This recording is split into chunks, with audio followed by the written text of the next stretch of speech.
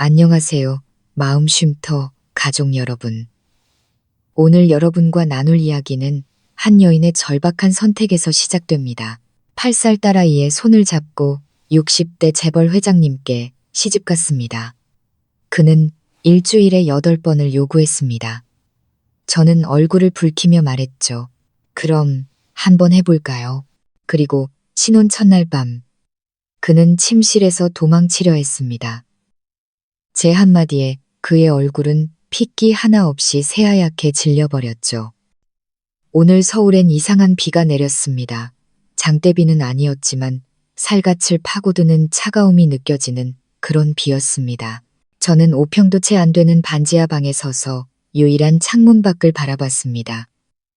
잿빛 하늘은 제 마음처럼 암담했습니다. 다른 사람들의 세상은 여전히 화려하게 돌아가고 있겠지만 제 세상은 오래전부터 이 방의 하얀 벽지와 끝없는 걱정의 잿빛으로만 채워져 있었습니다. 그때 숨막히는 정적을 깨고 전화벨이 울렸습니다. 액정에 뜬 전 남편이라는 이름에 심장이 쿵 내려앉았습니다. 이 시간에 그에게서 전화가 올 때면 좋은 일일 리가 없었죠. 저는 심호흡을 하고 최대한 아무렇지 않은 목소리를 유지하려 했으며 통화 버튼을 눌렀습니다. 수화기 너머로는 시끄러운 음악과 술잔 부딪히는 소리, 그리고 이미 거나하게 취한 그의 목소리가 뒤섞여 들려왔습니다. 서아야, 길게 말할 거 없고 나 요즘 돈이 너무 없어. 새 와이프는 곧 애 낳지 돈 들어갈 데가 한두 군데가 아니야. 저는 휴대전화를 꽉 쥐었습니다. 손톱이 손바닥을 파고드는 것도 잊은 채 그저 조용히 다음 말을 기다렸습니다. 제 침묵이 그를 더 짜증나게 만든 모양이었습니다. 듣고 있어? 결론만 말할게.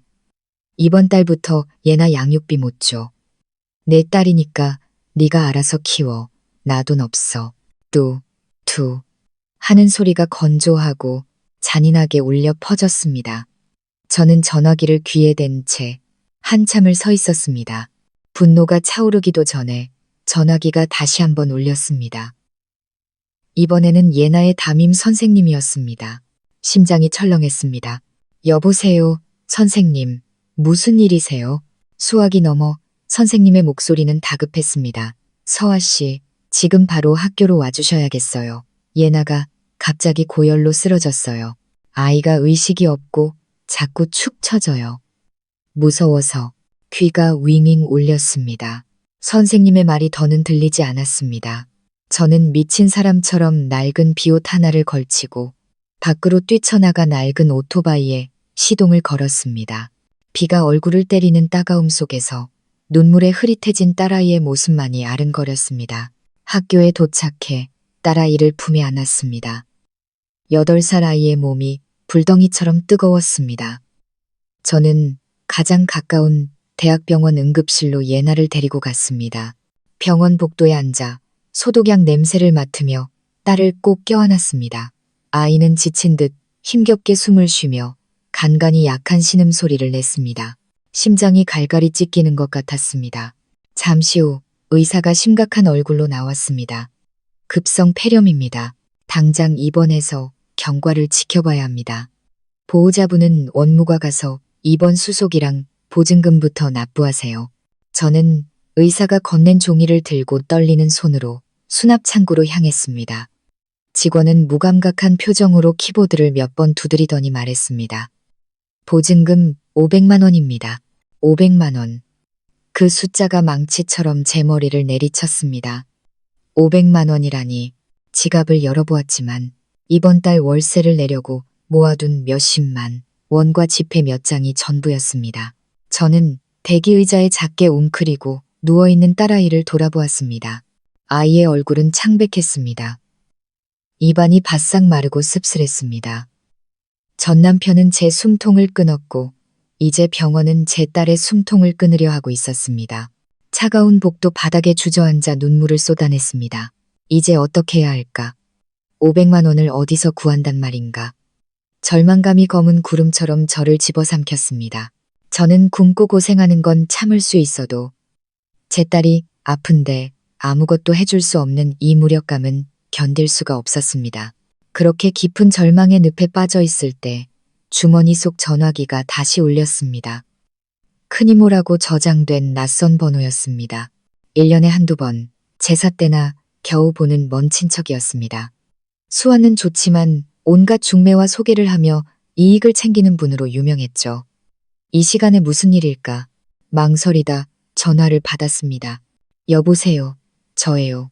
수화기 너머 이모의 목소리는 제 처지와는 정반대로 활기찼습니다. 서아야, 잘 지내. 목소리가 왜 그렇게 죽을 상이야? 저는 눈물을 삼키며 겨우 말했습니다. 저 병원이에요. 예나가 좀 아파서요. 이모는 아이고 하더니 별 관심 없다는 듯 말을 돌렸습니다. 애 아픈 거야. 약 먹으면 낫지. 이모 말 잘 들어봐. 너 이거 조상님이 도우신 거야. 농담 아니야. 저는 지쳐서 대꾸할 힘도 없었습니다. 무슨 일이신데요, 이모? 저 지금 경황이 없어서. 알아. 바로 말할게. 내가 아는 분이 있는데. 아니, 회장님이라고 해야지. 돈이 어마어마한 재벌이야. 이름은 박태준. 65인데 사별하고 자식들은 다 외국 나가 있대. 지금 노년의 말벗이나 해주고 돌봐줄 사람을 찾고 계셔. 이모는 제가 정보를 소화할 시간을 주려는 듯 잠시 말을 멈췄습니다. 저는 침묵했습니다. 이모는 목소리를 낮추며 은밀하게 말을 이었습니다. 너도 한 번 이혼했고 혼자 애 키우느라 고생이잖아. 아직 35, 젊고 예쁘고 한 번 만나보는 게 어때? 저는 소름이 돋았습니다. 이모가 무슨 말을 하는지 단번에 알아차렸습니다. 65세 노인의 계약 아내나 비슷한 무언가가 되라는 말이었습니다. 저는 굳은 목소리로 말했습니다.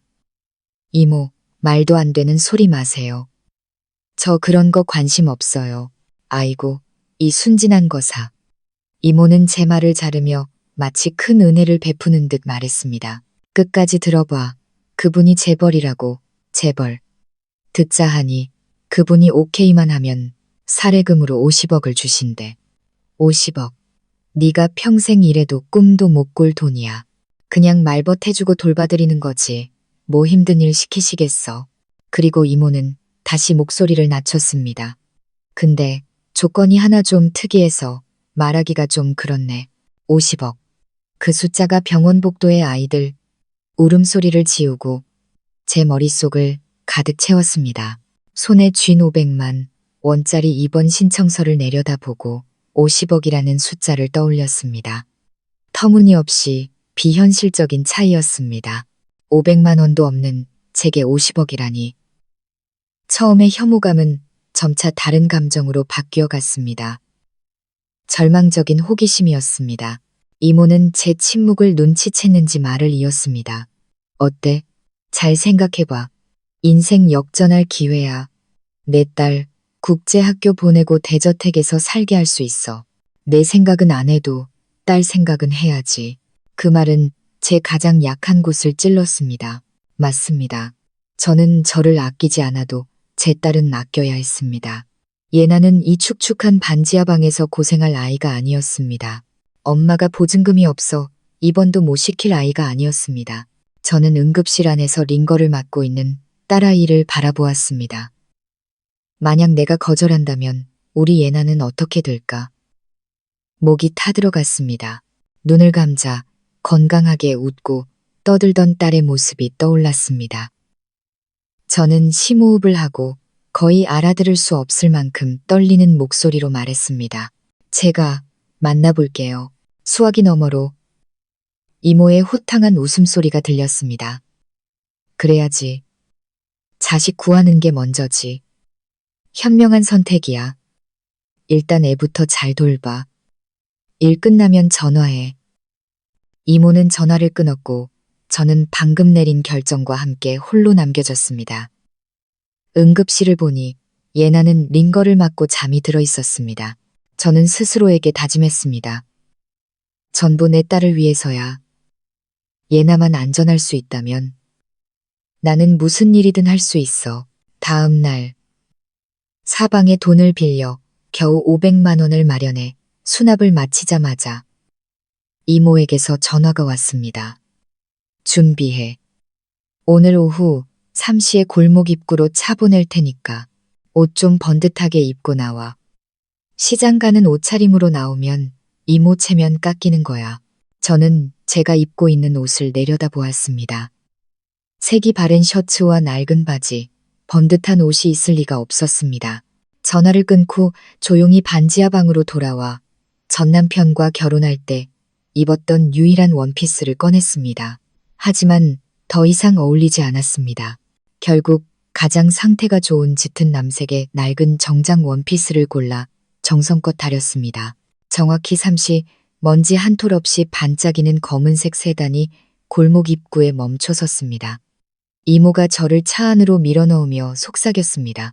차 안에서 예의 바르게 행동해. 박태준 회장님이셔.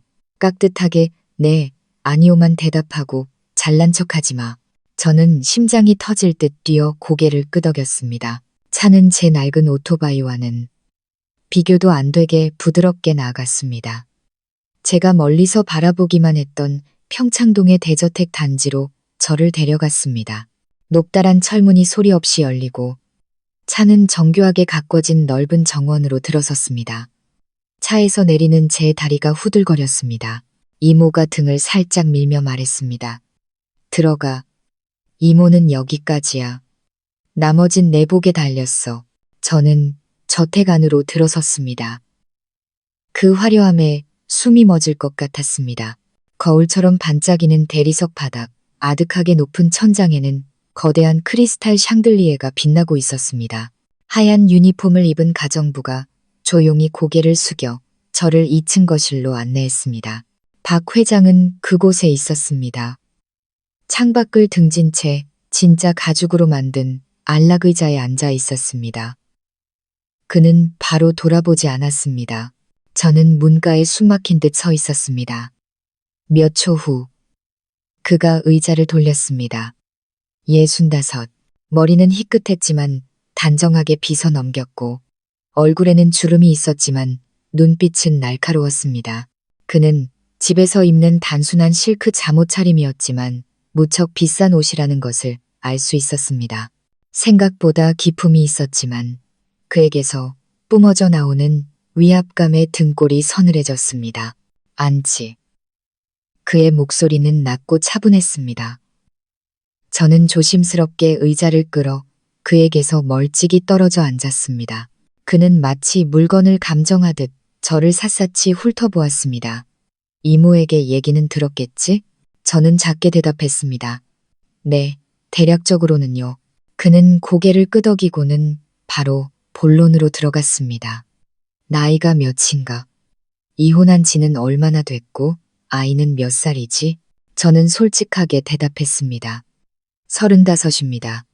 이혼한 지는 2년 됐고 딸아이는 8살입니다. 이 순간 저는 도마 위의 생선이나 마찬가지였습니다. 숨기는 것은 무의미했죠. 전 남편이 양육비는 주나? 저는 숨을 들이마시며 씁쓸하게 말했습니다. 어제 끊겠다고 통보받았습니다. 박 회장의 입꼬리가 살짝 올라갔습니다. 거의 알아챌 수 없는 미소였습니다. 좋아. 솔직한 게 마음에 드는군. 그는 잠시 말을 멈추고 차를 한 잔 따라 제 쪽으로 밀었습니다. 나는 올해 65.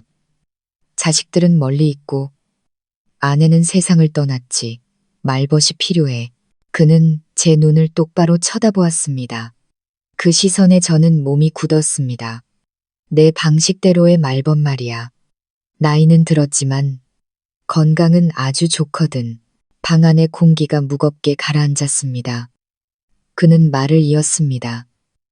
그의 차분한 목소리는 한 글자 한 글자가 망치처럼 제 귀를 때렸습니다. 낭만적인 것에 시간을 낭비할 생각은 없어. 현실적인 게 필요해. 내 요구는 아주 명확해. 당신이 내 생리적인 욕구를 충족시켜줘야 해. 구체적으로 일주일에 8번. 할 수 있겠나? 저는 그 자리에 얼어붙었습니다. 발밑이 무너져 내리는 것 같았습니다. 일주일에 8번, 65세 노인이 농담을 하는 걸까? 아니면 변태인 걸까? 그 장면을 상상하자 속이 울렁거렸습니다. 회장님, 무슨 말씀이신지 잘 이해가. 박 회장은 옅게 웃었습니다. 이해했을 텐데? 모르는 척하지 마. 할 수 있냐고 묻고 있잖아. 그가 저를 뭘로 보는 걸까? 장난감? 저는 벌떡 일어났습니다. 모욕감에 온몸이 떨렸습니다. 회장님, 농담이 너무 지나치십니다.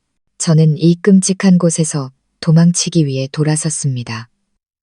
하지만 몇 걸음 떼기도 전에 박 회장의 목소리가 등 뒤에서 들려왔습니다. 여전히 차분했지만 얼음장처럼 차가운 목소리였습니다. 따님은 지금 대학병원 소아과에 입원해 있지. 폐렴으로 보증금 500만 원. 그것도 겨우 빌려서 냈더군. 안 그런가? 저는 그 자리에 멈춰 섰습니다. 온몸이 돌처럼 굳었습니다. 그가 저에 대해 조사를 했습니다. 제 모든 것을 알고 있었습니다. 저는 겁에 질린 눈으로 그를 돌아보았습니다. 박 회장은 여전히 의자에 앉아 손가락으로 팔걸이를 가볍게 두드리고 있었습니다. 500만 원에도 힘들어했는데 50억은 어떤가? 그는 쥐를 희롱하는 고양이처럼 저를 바라보았습니다. 지금 당장 50억을 주지. 대신 이 계약서에 서명하고 내가 요구하는 걸 정확히 이행해야 해. 어디선가 정장 차림의 남자가 나타나 두꺼운 서류 뭉치를 테이블 위에 올려놓았습니다. 아마 변호사인 듯 했습니다. 혼인 계약서. 그 두 글자가 제 눈앞에서 춤을 췄습니다. 결혼이라니. 저는 이것이 은밀한 거래일 뿐이라고 생각했는데 그는 결혼을 원했습니다. 박 회장은 제 생각을 읽은 듯 말했습니다. 애매한 관계는 질색이야. 정식 아내가 필요해. 물론 모든 건 계약에 따를 거고. 심장이 미친 듯이 뛰었습니다. 저는 예나를 생각했고 축축한 반지하 방을 양육비를 끊겠다던 전남편의 의기양양한 얼굴을 떠올렸습니다. 일주일에 8번 혐오감이 치밀어 올랐지만 50억이라는 숫자가 그 감정을 짓눌렀습니다. 저는 떨리는 걸음으로 다가가 펜을 들었습니다. 계약서를 꼼꼼히 읽지 않았습니다. 주요 조항만 훑어보았습니다. 을인 저는 갑인 그의 말벗이 되어주고 정서적 만족감을 보장할 의무가 있다. 정서적 만족감, 그 8번이라는 숫자를 감추기 위한 역겨울 정도로 아름다운 단어였습니다. 서명해. 박 회장이 말했습니다. 저는 그의 눈에서 혹시나 장난기가 있는지 찾아보려 했지만 거기에는 차가운 거래의 눈빛만이 있었습니다. 저는 눈을 감았습니다. 8번이든 10번이든 무슨 차이가 있을까? 내 인생은 이미 지옥인데 한층 더 내려간다고 달라질 건 없었다. 저는 이를 악물고 제 이름을 서명했습니다. 글씨가 심하게 떨렸습니다. 제가 서명을 마치자마자 휴대전화에서 띵하는 소리가 울렸습니다. 계좌 입금 알림 문자였습니다. 열어보니 눈앞이 아찔했습니다. 5, 0, 0, 0원, 0의 개수를 몇 번이나 세었는지 모릅니다. 태어나서 이렇게 큰 돈은 처음 봤습니다. 돈은 보냈네. 박 회장은 자리에서 일어나 실크 잠옷자락을 정리했습니다. 이제 가서 당신 일 처리하고 딸 문제도 마무리 짓고 이쪽으로 이사 오도록 사람을 보내지. 그는 마치 사업 회의를 끝낸 것처럼 말했습니다. 저는 여전히 떨리는 손으로 휴대전화를 쥐고 있었습니다. 저는 저 자신을 팔았습니다. 미래와 존엄, 그리고 제 몸을 50억 원에 팔아버린 것입니다.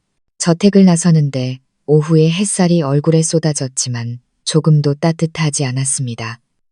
저는 부자가 되었고 동시에 모든 것을 잃은 기분이었습니다. 택시에 올라타자마자 눈물이 터져 나왔습니다. 이 눈물이 수치심 때문인지 아니면 마침내 딸을 살릴 수 있게 되었다는 안도감 때문인지 알 수 없었습니다. 저는 반지하 방으로 가지 않고 기사에게 병원으로 바로 가달라고 했습니다. 어제만 해도 절망과 무력감 속에서 서 있던 그 수납 창구로 달려갔습니다. 어제의 그 직원이 저를 보고는 딱한 표정을 지었습니다. 아마 또 돈을 밀어달라고 온 줄 알았을 겁니다. 저는 심호흡을 하고 최대한 침착하게 은행 카드를 창구에 내려놓으며 단호하게 말했습니다. 환자 진예나 입원비 결제할게요. 우선 2천만 원 선결제하고 제일 좋은 1인실로 옮겨주세요.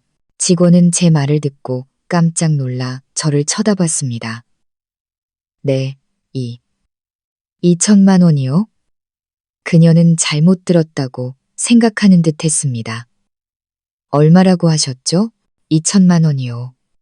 그리고 가능한 한 가장 좋은 병실, 1인실로 부탁합니다. 돈은 얼마가 들어도 상관없어요. 저는 돈이 주는 권력의 목소리로 말했습니다. 돈이 이런 기분을 느끼게 해줄 수 있다는 걸 처음 알았습니다. 직원은 재빨리 컴퓨터를 조작했고 태도는 완전히 바뀌어 상냥하게 말했습니다. 네, 고객님, 잠시만 기다려주세요. 결제를 마친 후 병실로 들어갔습니다. 예나는 여전히 깊이 잠들어 있었습니다. 저는 딸아이 곁에 앉아 주사바늘이 꽂힌 작은 손을 잡았습니다. 또다시 눈물이 흘렀지만 이번에는 안도의 눈물이었습니다. 예나야, 우리 딸, 엄마 이제 돈 있어. 엄마가 다 해줄게.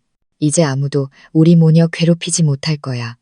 저는 딸의 뜨거운 이마에 입을 맞추며 속삭였습니다. 제가 갑자기 큰 돈을 갖게 되었다는 소문은 생각보다 빨리 퍼져나갔습니다.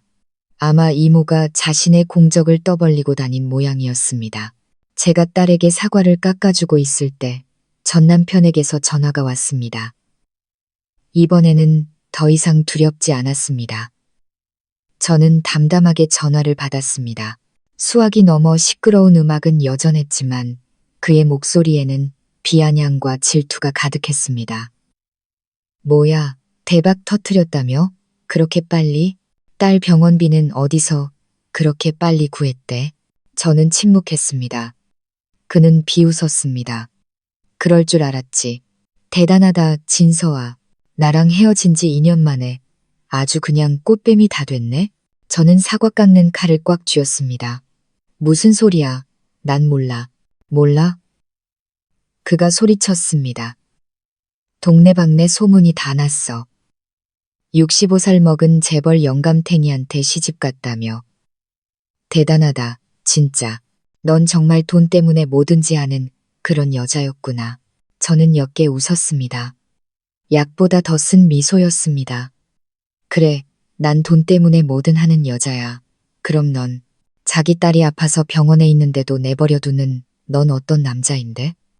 새 와이프 먹여 살리겠다고 딸 양육비 끊는 넌 뭔데? 네가 나한테 그런 말 할 자격이 있어? 제 일침에 그가 잠시 주춤하는 듯 했지만 이내 기분 나쁜 웃음소리를 냈습니다. 어쭈, 꽤나 날카로워졌네. 부자 남편 생기니까 사람이 달라져. 근데 잘 들어도 65이야.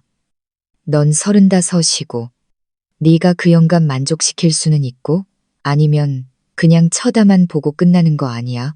모욕감이 극에 달했습니다. 저는 이를 악물고 말했습니다. 그건 내 일이야. 너랑 상관없어. 전화를 끊고 침대에 휴대전화를 던져버렸습니다. 분노의 가슴이 아팠습니다. 그래, 나는 나를 팔았다. 하지만 나를 이 지경까지 몰고 간 사람이 바로 그가 아니었던가. 최고급 병실에 앉아 사과를 한 입 베어 물었지만 쓴맛밖에 느껴지지 않았습니다. 좋은 약과 편안한 병실 덕분인지 예나는 생각보다 빨리 회복했습니다. 며칠 후 딸은 퇴원했고 저는 더 이상 그 축축한 반지하 방으로 아이를 데려가지 않았습니다. 고급 세단이 우리를 기다리고 있었고 박 회장의 저택으로 곧장 향했습니다. 반지하 방에는 중요한 물건들, 주로 낡은 옷 몇 벌과 딸의 사진을 챙기러 단 한 번 들렀습니다. 대부분의 짐은 버렸습니다. 제 인생의 낡은 장을 닫아버리고 싶었습니다. 차 안에서 예나는 신이나 제잘거렸습니다. 8살 아이는 처음 타보는 비싼 차의 모든 것이 신기했습니다. 엄마, 이 차는 왜 이렇게 조용해? 우리 어디 가는 거야? 왜 할머니 댁? 저는 딸의 머리카락을 쓰다듬으며 복잡한 마음을 감출 수 없었습니다. 8살 아이에게 이 상황을 어떻게 설명해야 할까? 딸에게 더 나은 삶을 주기 위해 할아버지 뻘 남자와 결혼했다고 어떻게 말할 수 있을까? 저는 심호흡을 했습니다. 예나야, 우리 이제 새 집으로 이사 가는 거야. 아주 예쁜 집이야. 외할머니 댁보다 훨씬 더. 예나는 눈을 동그랗게 떴습니다. 정말 누구 집인데? 엄마 친구 집이야. 앞으로 우리 거기서 살 거야. 저는 딸의 시선을 피하며 말했습니다. 박 회장을 뭐라고 불러야 할지조차 알 수 없었습니다.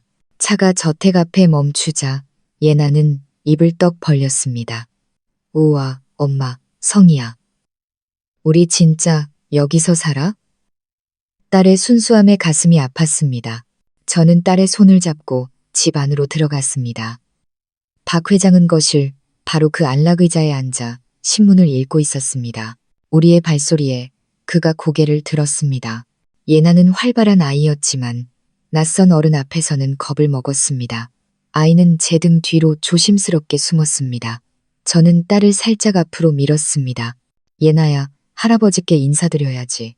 예나는 작은 목소리로 인사했습니다. 안녕하세요. 박 회장은 신문을 내려놓았습니다. 그는 한참 동안 예나를 바라보았습니다. 그의 눈빛은 저를 볼 때와 같은 차가움이 아니라 무언가 복잡한 감정이 섞여 있었습니다. 그는 아무 말 없이 손짓했습니다. 곧바로 하녀가 예쁜 리본으로 포장된 큰 상자를 들고 나왔습니다.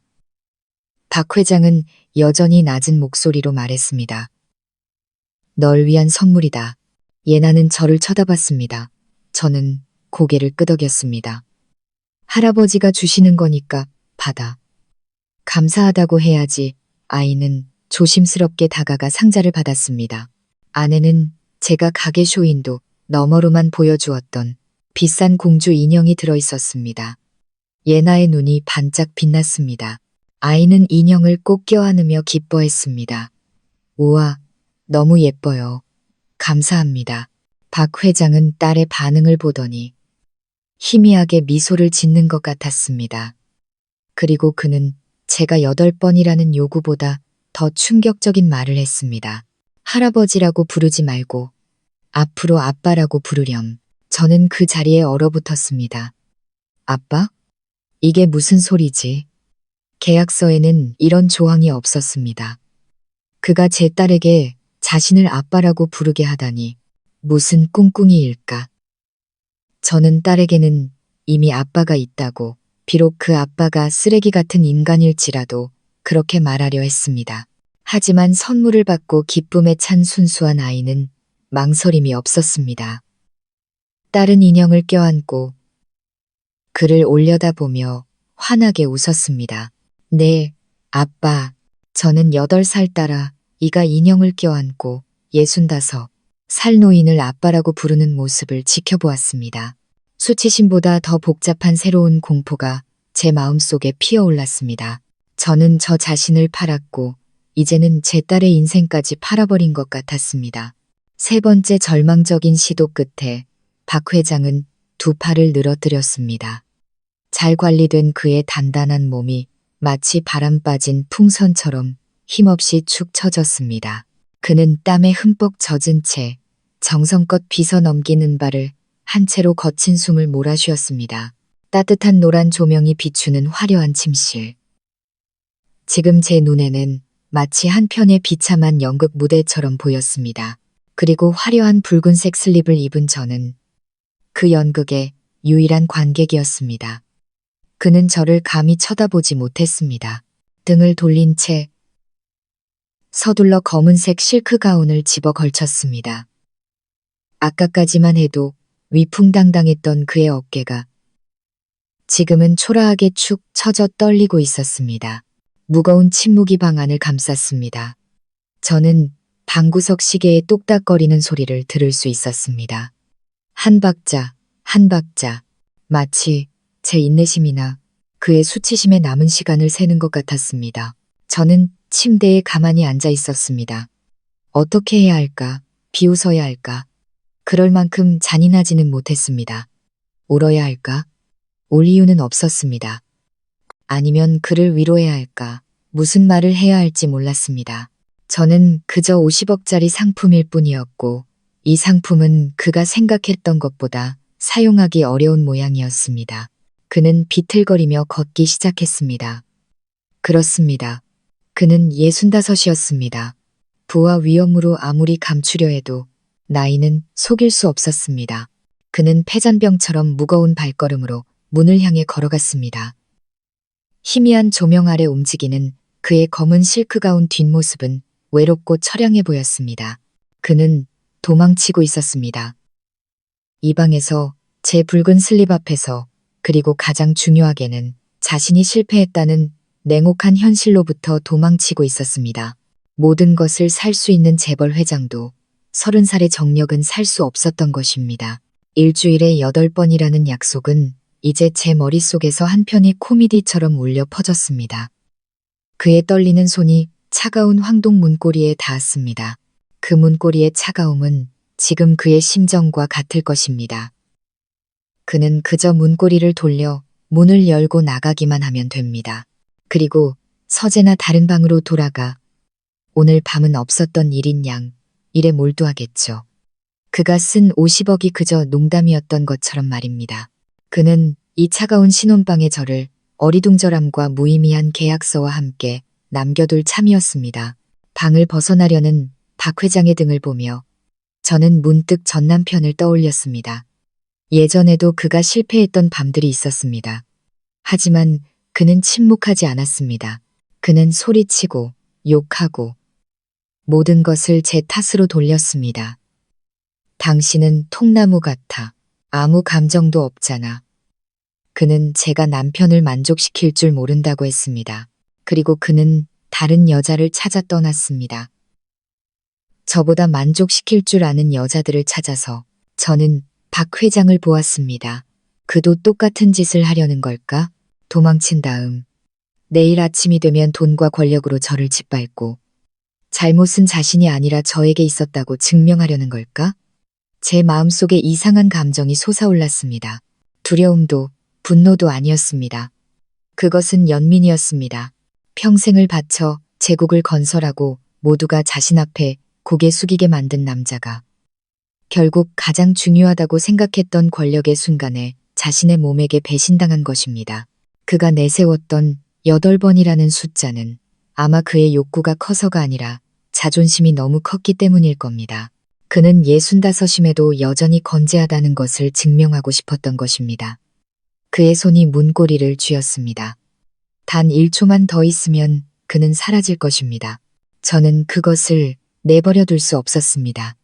전 남편처럼 그가 도망친 뒤에 돌아와 제게 모든 책임을 돌리게 할 수는 없었습니다.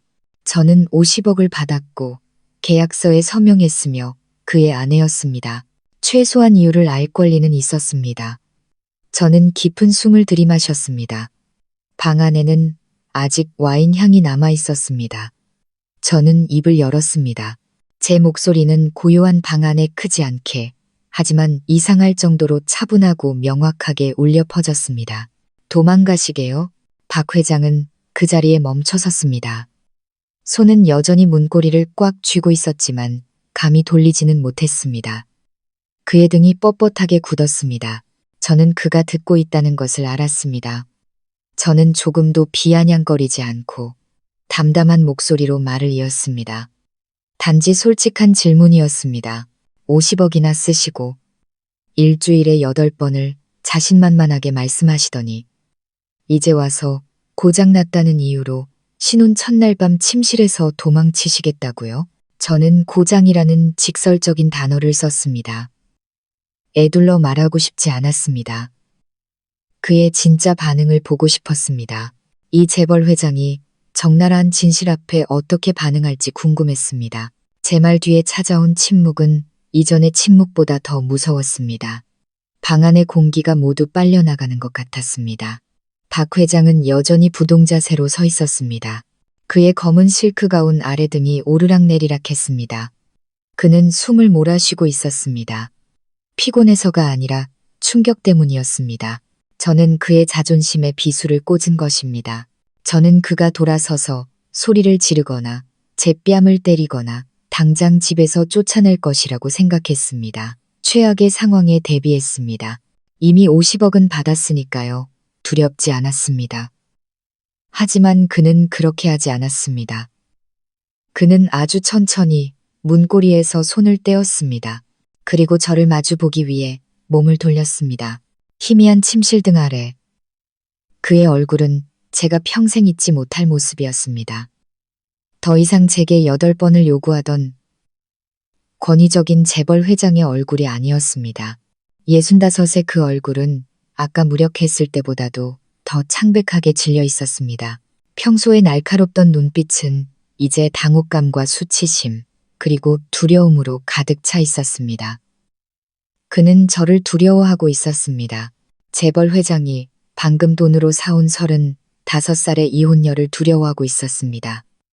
이 사실은 8번이라는 숫자보다 더 비현실적이었습니다. 그는 제 쪽으로 걸어왔습니다. 아니, 감히 침대 쪽으로는 오지 못했습니다. 그는 방 한가운데 서서 고개를 숙이고 가운 자락을 꽉 쥐었습니다. 마치 비싼 화병을 깨뜨리다 들킨 아이 같았습니다. 나는 그는 입술을 달싹였지만 목이 바싹 마른 듯 소리가 나오지 않았습니다. 헛기침을 하며 평정심을 되찾으려 했지만 실패했습니다. 그는 다시 한번 시도했고 마침내 한마디를 내뱉었습니다. 제가 그의 입에서 들으리라고는 상상도 못했던 한마디였습니다. 그의 목소리는 거의 들리지 않을 정도로 작았습니다. 미안하오. 저는 깜짝 놀랐습니다. 그가 제게 사과를. 무엇 때문에? 계약대로 이행하지 못해서. 아니면 터무니없는 8번을 약속해서. 그는 고개를 들어 저를 보았습니다. 그의 눈빛은 처절한 간절함으로 가득 차 있었습니다. 서아 씨, 맞지? 제발. 이 일은 아무에게도 말하지 말아주시오. 절대로, 아무에게도. 그는 마치 애원하듯 반복했습니다. 이모님 변호사, 집안 사람들, 아무에게도 알리지 마시오. 내가 돈을 더 주겠소. 얼마를 원하든 다 줄 테니 제발 조용히만 해주시오. 저는 그를 보았습니다. 재벌 회장이 자신의 실패를 덮기 위해 돈으로 제 침묵을 사려 하고 있었습니다. 문득 헛웃음이 나왔습니다. 저는 대답하지 않았습니다. 동의하지도 거절하지도 않았습니다. 그저 침묵했습니다. 제 침묵이 그를 더 혼란스럽게 만드는 것 같았습니다. 그는 제가 무슨 생각을 하는지 몰랐고 그 사실이 그를 두렵게 했습니다. 그는 감히 침대로 돌아오지 못했습니다. 이 화려한 신혼 침대는 보이지 않는 힘으로 그를 밀어내는 듯 했습니다. 그렇다고 방 밖으로 나가지도 못했습니다. 50억짜리 상품이 알 수 없는 눈빛으로 자신을 쳐다보고 있는데 어떻게 나갈 수 있겠습니까? 결국 그는 더 기이한 행동을 했습니다. 그는 방구석의 벨벳 소파로 걸어갔습니다. 제가 낮에 그가 앉아 신문을 읽는 것을 보았던 바로 그 소파였습니다. 그는 거기에 앉더니 근처 장에서 얇은 담요를 꺼내 몸에 둘렀습니다. 그는 거기서 잘 생각이었습니다. 자신의 신혼방에서 그는 소파를 택했습니다. 저는 이불을 끌어올려 붉은 슬립을 가렸습니다. 저도 피곤했습니다. 병원에서부터 이모와의 만남, 그리고 이곳에서의 계약과 이 연극까지 온종일 긴장의 연속이었습니다. 저는 그를 등지고 돌아누워 눈을 감았습니다. 그가 어디서 자든 상관없었습니다. 그저 저를 내버려 두기만 하면 됐습니다. 방 안의 공기는 무겁게 가라앉았습니다. 저는 그가 소파에서 뒤척이는 소리, 실크가 바스락거리는 소리, 그리고 짜증 섞인 한숨 소리를 들었습니다. 저는 이대로 밤이 지나갈 것이라고 생각했지만 착각이었습니다. 15분쯤 지났을까 그가 갑자기 입을 열었습니다. 담요 속에서 울려나오는 목소리는 잠기고 짜증이 가득했습니다. 당신을 선택하는 게 아니었어. 심장이 쿵 내려앉았습니다. 그가 후회하는구나. 계약을 취소하려는 걸까? 아니면 50억을 돌려달라고 하려는 걸까? 저는 몸을 돌려 그가 누워있는 어둠 속을 바라보았습니다. 그게 무슨 말씀이세요? 당신 탓이야. 그가 제 쪽으로 손가락질했습니다. 당신이 너무 젊어. 겨우 35이잖아. 나는 65인데 저는 어이가 없었습니다. 제가 젊은 것도 제 잘못이란 말인가? 당신을 보니 그가 짜증 섞인 목소리로 말을 이었습니다. 그 옷을 입은 당신을 보니 내가 부담감을 느꼈단 말이야. 그래, 부담감. 당신이 날 긴장시켜서 그래서 내가 자연스럽지 못했던 거야. 당신 잘못이라고. 저는 헛웃음을 터뜨렸습니다. 결국 그렇게 되는구나. 결국 모든 것은 제 잘못이었습니다. 제 전남편과 똑같았습니다. 그가 안 될 때는 제가 통나무 같다고 했습니다. 이 남자가 안 될 때는 제가 너무 젊어서 부담스럽다고 합니다. 남자들은 부자든 가난하든 35이든 65이든 실패했을 때 옆에 있는 여자에게 책임을 떠넘기는 공통점이 있었던 것입니다. 제 메마른 웃음소리가 호화로운 침실에 울려 퍼졌지만 박 회장의 매서운 눈빛에 금세 잦아들었습니다. 당신이 너무 젊어서 부담스러웠다는 그의 변명은 귓가에 계속 맴돌았습니다. 결국 이 권력 있는 남자도 실패 앞에서는 제 전남편과 다를 바 없었습니다. 그들은 모두 이유가 필요했고 그 이유는 결코 자기 자신이 아니었습니다. 저는 더 이상 아무 말도 하지 않고 이불을 머리끝까지 뒤집어 쓴 채 그를 등지고 누웠습니다. 다투고 싶지 않았습니다. 다툴 자격도 없었습니다. 저는 50억짜리 상품일 뿐이었고 이 상품은 첫날 밤부터 주인을 만족시키지 못한 모양이었습니다. 그날 밤 저는 잠들지 못했습니다. 저는 넓은 침대의 한쪽에서 그는 방구석 소파에서 몸을 웅크린 채 누워 있었습니다. 우리 사이에는 광활한 공간이 있었지만 그보다 더 먼 것은 수치심과 실망 그리고 터무니없는 계약서였습니다. 다음 날 아침 방문이 조용히 닫히는 소리에 잠이 깼습니다. 박 회장은 동이 트기도 전에 이미 밖으로 나간 뒤였습니다. 그는 날이 밝을 때까지 저와 한 방에 있지도 못했던 것입니다. 저는 석고 천장의 정교한 금박 장식을 바라보며 누워 있었습니다. 50억을 가졌지만 자유를 잃었고 이제는 남편조차 아내의 얼굴을 똑바로 쳐다보지 못하는 결혼 생활에 갇히게 되었습니다. 피곤한 몸을 이끌고 아래층으로 내려갔습니다. 긴 식탁 위에는 아침 식사가 차려져 있었습니다. 딸 예나는 일찍 일어나 있었습니다. 아이는 이곳이 무척 마음에 드는 듯 예전에는 월급날에나 사줄 수 있었던 딸기 팬케이크를 신나게 먹고 있었습니다. 저를 보더니 손을 흔들었습니다. 엄마, 이거 진짜 맛있어요. 옛날 집보다 여기가 훨씬 좋아요. 저는 딸에게 억지 미소를 지어 보였습니다. 박 회장도 식탁 끝에 앉아 있었습니다. 그는 값비싼 정장으로 갈아입고 금태 안경을 쓴 채 경제신문을 뚫어져라 보고 있었습니다. 오늘 아침에 그는 다시 권위적이고 냉정한 재벌 회장이었습니다. 어젯밤 소파에서 뒤척이던 초라한 남자는 전혀 다른 사람인 것 같았습니다. 그는 제가 자리에 앉을 때도 고개 한번 들지 않았습니다. 곁눈질 한번 주지 않았습니다. 식탁에는 침묵이 흘렀고 오직 예나가 포크와 나이프를 쓰는 소리만 들렸습니다. 집사가 커피를 가져다 주었을 때 박 회장이 비로소 입을 열었지만 제게 하는 말은 아니었습니다. 그는 집사에게 말했습니다. 김 집사, 서쪽 별채의 예나방 옆에 있는 손님방. 청소는 다 끝났나? 늘 무표정한 얼굴에 김 집사가 고개를 숙였습니다. 네, 회장님. 어제 다 준비해 두었습니다. 박 회장은 고개를 끄덕이고 신문을 한 장 넘겼습니다. 그리고 나서야 제 쪽으로 고개를 돌렸지만 시선은 여전히 신문에 고정되어 있었습니다. 서아 씨, 당신 짐은 그 방으로 옮기도록 해. 저는 깜짝 놀라 손에 든 숟가락을 멈췄습니다. 네. 무슨 말씀이세요? 그가 저를 침실에서 쫓아내려는 것이었습니다. 신혼 첫날 밤, 바로 다음 날에요. 박 회장은 마침내 고개를 들어 저를 보았습니다. 그 눈빛은 차갑고 서먹했습니다. 나는 조용히 일할 공간이 필요해. 내 침실에는 중요한 서류가 많아. 당신은 저쪽 방에 있는 게 딸을 돌보기에도 더 편할 거야. 당신 딸. 그는 우리 딸이나 예나라고 부르지도 않았습니다. 그는 명확하게 선을 긋고 있었습니다. 저는 깨달았습니다. 그는 제가 젊어서 부담스러운 게 아니었습니다. 그는 부끄러운 것이었습니다. 저를 마주할 용기가 없었던 것입니다. 저는 그의 실패를 목격한 유일한 증인이었으니까요. 그는 저를 최대한 멀리 밀어내고 싶었던 것입니다. 저는 쓸모없는 안주인이 되었습니다.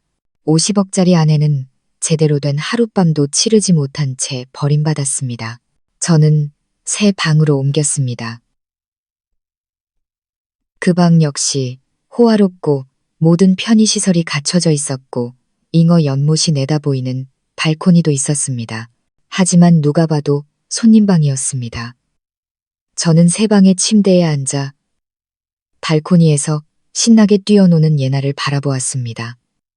아이는 아무것도 몰랐습니다.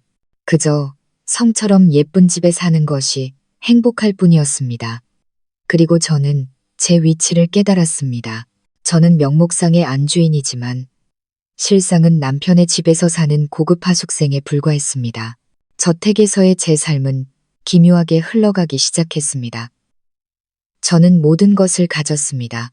매주 배달되는 명품, 옷, 전속 요리사가 준비하는 음식, 그리고 한도 없는 신용카드까지. 하지만 저는 아무것도 갖지 못했습니다. 친구도, 일도, 그리고 가장 중요하게는 남편도 없었습니다. 비록 그와 한 집에 살고 있었지만 말입니다. 박 회장은 저를 철저하게 피하기 시작했습니다. 그는 정말로 저를 없는 사람 취급했습니다. 아침에는 저와 예나가 일어나기 전에 집을 나섰고 밤에는 제가 제 방으로 들어간 후에야 늦게 돌아왔습니다. 우리가 마주칠 수 있는 유일한 시간은 저녁 식사 시간이었지만 그는 그마저도 온갖 핑계를 대며 피했습니다. 일주일, 2주일이 지났습니다. 일주일에 8번은 제가 들어본 가장 터무니없는 농담이 되었습니다. 저는 한 달에 그의 얼굴을 8번 보기도 힘들었습니다. 숨이 막혀왔습니다. 이 화려함이 저를 짓누르고 있었습니다. 어느 주말 저녁 저는 작정하고 거실에서 그를 기다렸습니다. 이야기를 해야 했습니다. 이렇게 유령처럼 살 수는 없었습니다. 저녁 8시가 다 되어 그의 차가 돌아왔습니다. 그는 집에 들어서다 제가 앉아있는 것을 보고 조금 놀란 듯 했습니다. 그는 넥타이를 풀며 피곤한 목소리로 말했습니다. 아직 안 잤나? 저는 일어나 최대한 침착하게 말했습니다. 식사는 하셨어요? 음식 데워달라고 할까요? 그는 손을 저었습니다. 밖에서 먹었어. 그는 곧장 서재로 올라가려 했습니다. 저는 급히 그를 막아섰습니다. 회장님, 저희 얘기 좀 해야겠어요. 그가 멈춰 서서 저를 돌아보았습니다. 그의 눈빛은 차가웠습니다. 무슨 얘기? 계약 내용은 명확했을 텐데. 당신은 돈을 받았고 딸을 돌보고 있잖아. 내가 부족하게 해준 건 없는데. 하지만 절 피하고 계시잖아요. 저도 모르게 말이 튀어나왔습니다. 그날 밤 이후로 저한테 제대로 된 말 한마디 건네지 않으셨어요. 약속하셨잖아요. 무슨 약속? 그가 말을 끊으며 으르렁거렸습니다. 50억을 약속했고 당신은 받았어. 아니면 그 8번 얘기를 하고 싶은 건가? 그는 비웃었습니다. 걱정 마. 다시는 그런 요구 안 할 테니까. 더 이상 부담감 느끼고 싶지 않거든. 그는 또 제 탓을 했습니다. 분노에 온몸이 떨렸습니다. 그럼 계속 이렇게 살라는 말씀이세요? 이 집의 허수아비 안주인처럼요? 그가 어깨를 으쓱했습니다. 그게 뭐 나쁜가? 돈도 있고 좋은 집도 있고 딸은 최고의 학교에 다니고 뭘 더 바라는 거지? 사랑이라도 원하나? 그가 소리내어 웃었습니다. 서아 씨, 35이면 그런 순진한 생각은 버릴 때도 됐잖소. 그 후 며칠 동안 그는 회의 핑계조차 대지 않았습니다. 토요일 아침 그가 운동복을 입고 있었습니다. 제가 물었습니다. 어디 가세요? 그는 저를 쳐다보지도 않고 대답했습니다. 바둑 두러. 그는 아침 일찍 나가서 밤늦게 돌아왔습니다. 일요일에는 다른 옷을 입고 있었습니다. 친구들이랑 낚시하러. 그는 온종일 낚시를 했습니다. 그는 저와 같은 공간에서 숨 쉬는 것보다 차라리 호숫가에 앉아 낚싯대를 보거나 늙은 친구들과 바둑판을 들여다보는 것을 택했습니다. 저는 그의 가장 큰 수치심의 증거가 되어버린 것입니다. 박 회장의 회피는 점점 더 노골적으로 변해갔습니다. 그는 저를 지워버리고 싶은 실수처럼 대했습니다. 저는 화려하고 외로운 저택에 갇혀 살았습니다. 예나는 제 유일한 기쁨이었지만 아이도 이상한 낌새를 눈치채기 시작했습니다. 엄마, 박 아빠는 왜 우리랑 밥 안 먹어? 아빠는 우리가 여기 있는 게 싫어? 저는 아이를 안고 거짓말을 할 수밖에 없었습니다. 아빠는 아주 바쁘셔서 그래. 돈 버셔야 하잖아. 이 끔찍한 외로움에 익숙해질 무렵 큰 이모가 찾아왔습니다. 예고도 없는 방문이었습니다. 어느 화창한 오후 김 집사가 경멸하는 기색을 숨기지 않고 말했습니다. 사모님, 친척이신 분이 찾아오셨습니다. 저는 미간을 찌푸렸습니다. 이모가 여긴 왜? 좋은 일일 리가 없었습니다. 이모는 거실로 들어서자마자 사방을 두리번거렸습니다. 소파와 샹들리에 그리고 카펫을 훑어보았습니다. 그녀는 지난번보다 더 화려한 옷을 입고 자신도 이상류층 세계에 속한다는 듯 행동했습니다. 아이고, 서아야, 그녀는 달려와 저를 와락 껴안으며 큰 소리로 말했습니다. 보고 싶었다. 예, 아주 그냥 신선 노름이구나. 내가 그랬지? 조상님이 도운 거라고. 그녀는 제 뺨을 꼬집었고 저는 소름이 끼쳤습니다. 저는 그녀의 손을 떼어내며 억지 미소를 지었습니다. 이모, 어서 오세요. 무슨 일로 오셨어요? 물 한 잔 드릴까요? 이모는 소파에 털썩 주저앉아 다리를 꼬았습니다. 무슨 일이긴. 우리 조카 잘 사나 보러 왔지. 내가 소개해준 상품이 잘 관리되고 있나 봐야 할 거 아니야. 그녀는 희히 웃더니 제게 다가와 속삭였지만 방 전체에 다 들릴 만큼 큰 소리였습니다. 그래, 회장님은 잘해주셔. 첫날 밤은 어땠어? 뭐 화끈한 일이라도 있었어? 이모한테만 말해봐. 얼굴이 화끈거렸습니다. 그녀의 눈에 담긴 저속한 호기심에 역겨움을 느꼈습니다. 이모, 무슨 말씀을 그렇게 하세요? 사적인 얘기를 어떻게 해요? 이모는 혀를 찼습니다. 쯧쯧, 사적이긴 뭐가 사적이야. 우리 사이에 꽉 잡아야 한다, 조카야. 남자들, 특히 돈 많고 나이 든 남자들은 잘해줘야 해. 알지? 그녀는 강조했습니다. 너 35, 한창 때인데 65, 영감 하나 못 잡으면 망신이야, 망신. 그녀가 말한 망신이라는 단어가 유독 쓰라리게 들렸습니다. 알아서 할게요. 걱정 마세요. 저는 자리에서 일어나 그녀를 배웅하고 싶었습니다. 하지만 이모는 갈 생각이 없는 듯 했습니다. 그녀는 주위를 둘러보며 말했습니다. 근데 회장님은 어디 계셔? 내가 왔는데 코빼기도 안 보이시네. 심장이 쿵 내려앉았습니다. 아, 그분은 바둑 두러 가셨어요. 이모는 눈썹을 치켜떴습니다. 바둑? 이 시간에 평일인데 바둑을 둔다고? 이상하네. 그녀는 의심스러운 눈초리로 저를 쳐다봤습니다. 혹시 무슨 일 있어? 그러다 그녀는 구석에서 놀고 있는 예나를 보고는 다시 혀를 찼습니다. 그리고 말이야, 꽉 잡아서 아들 하나 낳아드려. 내 딸은 친딸이 아니잖아. 소용없어. 공동의 자식이 있어야 널 묶어둘 수 있다고. 알겠어? 65이라도 아직 정정하시다니까 서둘러. 저는 그 자리에 얼어붙었습니다. 아이를 낳으라고? 그가 65인데? 더 이상 생각하고 싶지 않았습니다. 이모의 등장은 제가 애써 외면하던 현실에 찬물을 끼얹는 것 같았습니다. 저는 아내가 아니었습니다. 50억에 팔려온 기계였습니다. 그리고 이제 그들은 제게 출산까지 요구하고 있었습니다. 이모가 떠난 후에도 머릿속이 윙윙거렸습니다. 출산이라니, 예순다섯인 박 회장이 어떻게. 하지만 신혼 첫날 밤이 떠올랐습니다. 그가 처참하게 실패했던 그 밤. 혹시 그는 자신의 상태를 미리 알고 있었던 걸까? 그가 말한 8번은 저를 겁주기 위한 것이었을까? 아니면 자기 자신을 속이기 위한 것이었을까? 그의 회피는 계속되었지만 저는 더 이상 화가 나지 않았습니다. 대신 그를 더 유심히 관찰하기 시작했습니다. 아주 드물게 복도나 정원에서 마주칠 때 저는 그가 이모의 말처럼 건강하지 않다는 것을 깨달았습니다. 값비싼 옷으로 감추려 해도 얼굴은 창백했고 걸음걸이는 느려졌으며 허리에 손을 짚는 모습을 자주 보았습니다.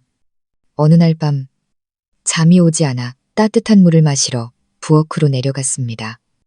박 회장의 서재에는 불이 켜져 있었습니다. 평소처럼 무시하고 지나치려 했지만 문이 살짝 열려 있었고 안에서 희미한 신음소리가 들려왔습니다. 억누른 듯한 신음소리였습니다. 심장이 뛰었습니다. 궁금하면서도 조금 걱정이 되었습니다. 저는 문틈으로 몰래 안을 엿보았습니다. 박 회장은 책상에 앉아 있지 않았습니다. 그는 책장 옆에 등을 돌리고 서 있었습니다. 그는 떨고 있었습니다.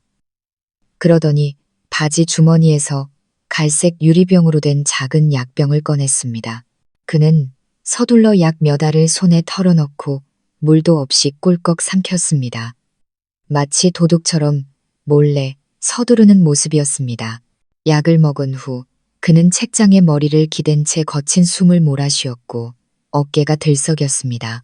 저는 그 자리에 얼어붙었습니다. 무슨 약일까? 그가 무슨 병이라도 있는 걸까? 이모는 그가 아주 건강하다고 했고 그 자신도 건강을 자랑했었다. 그렇다면 저 약은 무엇일까? 비타민은 아니었다. 비타민을 저렇게 고통스럽게 몰래 먹는 사람은 없다. 새로운 공포가 제 마음속에 스며들었습니다. 저는 딸을 구하기 위해 돈을 보고 그와 결혼했다. 하지만 만약 그가 중병에 걸린 것이라면 그가 죽으면 나는 어떻게 될까? 50억이 나와 내 딸의 평생을 보장해 줄 수 있을까? 아니면 나는 이 집에서 쫓겨나고 모든 것이 물거품이 될까? 다음 날 그의 방을 뒤져보려 했지만 소용없었습니다. 서재는 굳게 잠겨 있었습니다. 문득 예나의 입원 서류 뭉치 속에서 그의 주치의인 김 원장의 명함을 본 것이 기억났습니다.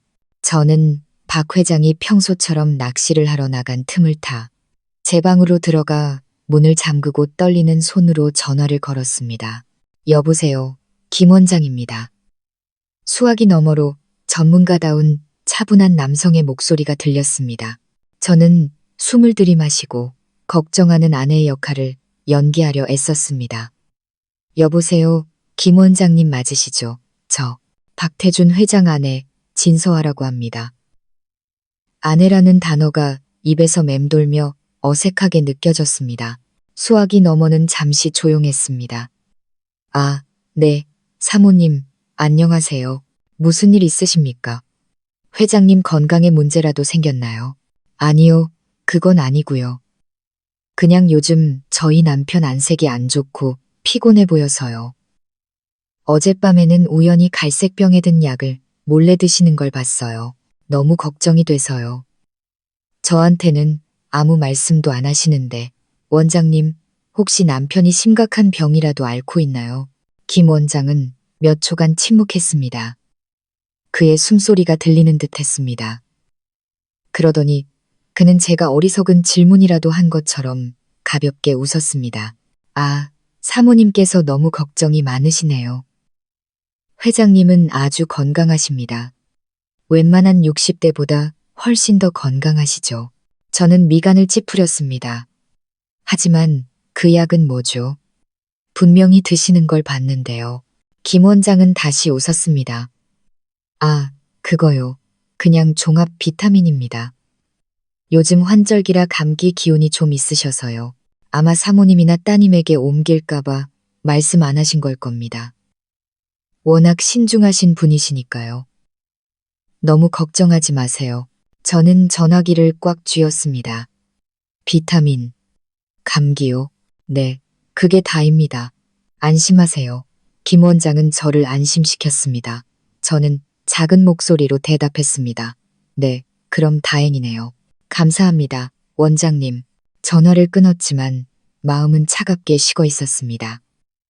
의사는 거짓말을 하고 있었습니다. 저는 그가 거짓말을 하고 있다는 것을 확신했습니다. 단순한 감기 때문에 약을 몰래 먹고 비타민을 그렇게 고통스럽게 먹는단 말인가. 아니, 그들은 무언가를 숨기고 있었습니다. 박 회장은 병에 걸렸고 그의 주치의는 그것을 은폐하고 있었습니다. 저는 화려함 속에 살았지만 5평짜리 반지하 방에 살 때보다 더 숨이 막혔습니다. 반지하 방에서의 유일한 걱정은 돈이었습니다.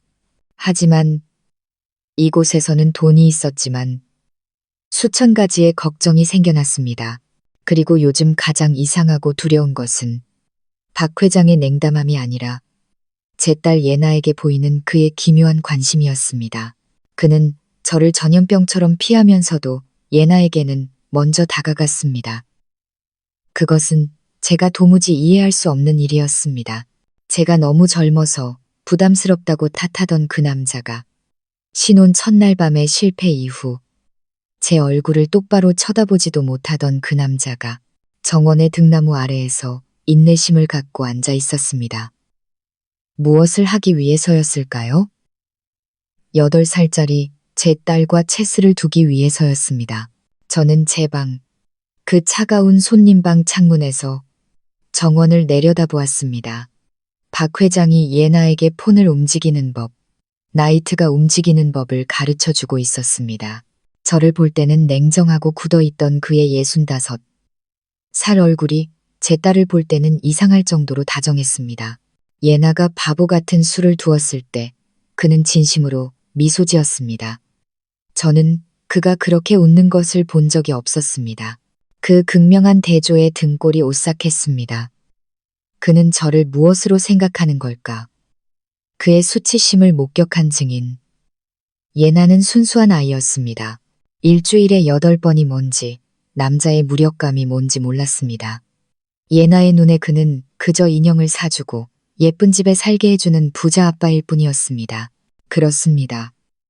예나는 그에게 부담을 주지 않았습니다.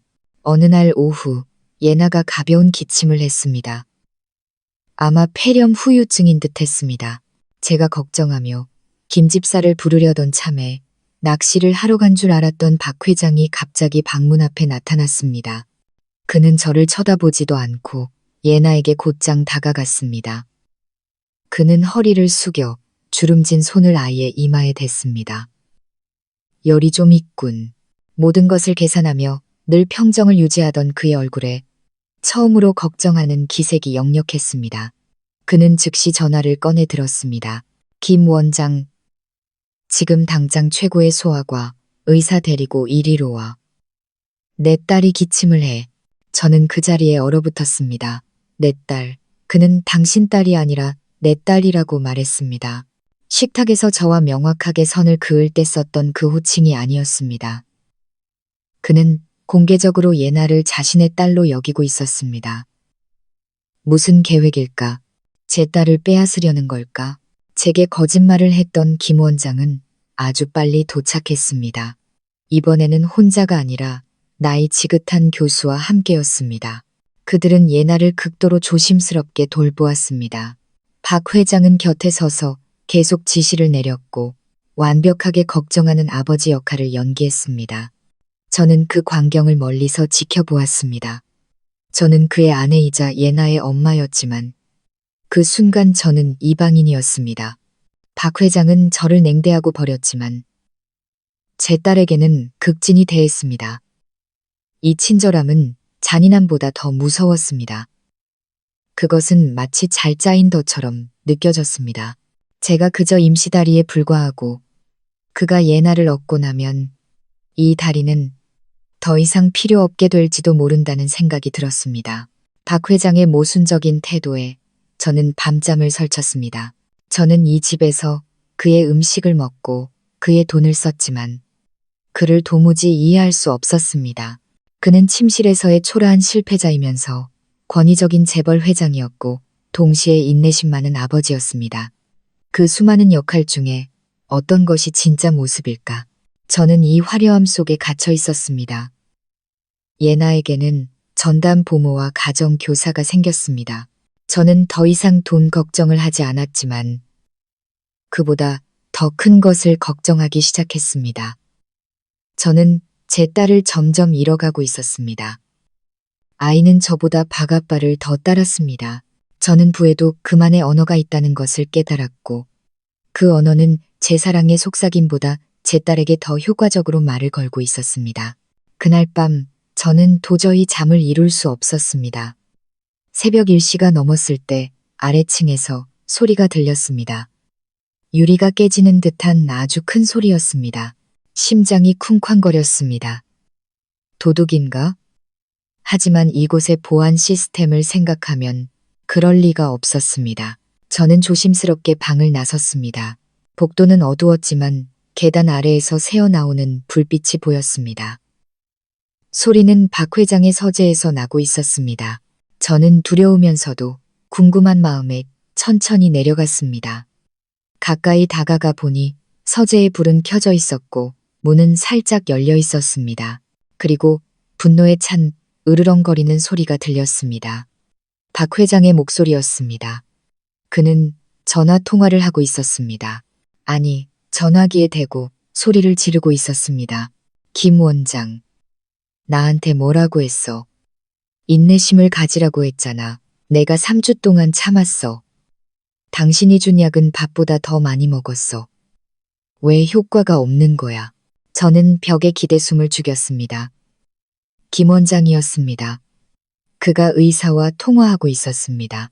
수화기 너머에서 무언가 말하는 소리가 들렸지만 그것은 박 회장을 더욱 격분시킬 뿐이었습니다. 그가 으르렁거렸습니다. 관심 없어. 다른 방법을 찾아. 내가 당신한테 쏟아부은 돈이 얼만데 기다리라는 말이나 들으려고 준 줄 알아. 난 65이지. 95이 아니야. 난 고장 날 수 없다고. 고장. 바로 그 단어였습니다. 신혼 첫날 밤 제가 그에게 물었던 그 단어. 그 단어가 그를 괴롭히고 있었던 것입니다. 그리고 그는 울기 시작했습니다. 아니, 우는 것이라기보다는 절망적인 절규에 가까운 소리였습니다. 그 여자가 알아버렸어. 젠장, 김 원장.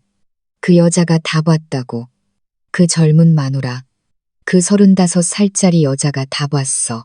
지금 이 집에서 날 비웃고 있을 거야. 날 비웃고 있다고. 내가 그 여자 얼굴을 쳐다볼 수가 없어. 알겠어. 저는 손으로 입을 막았습니다.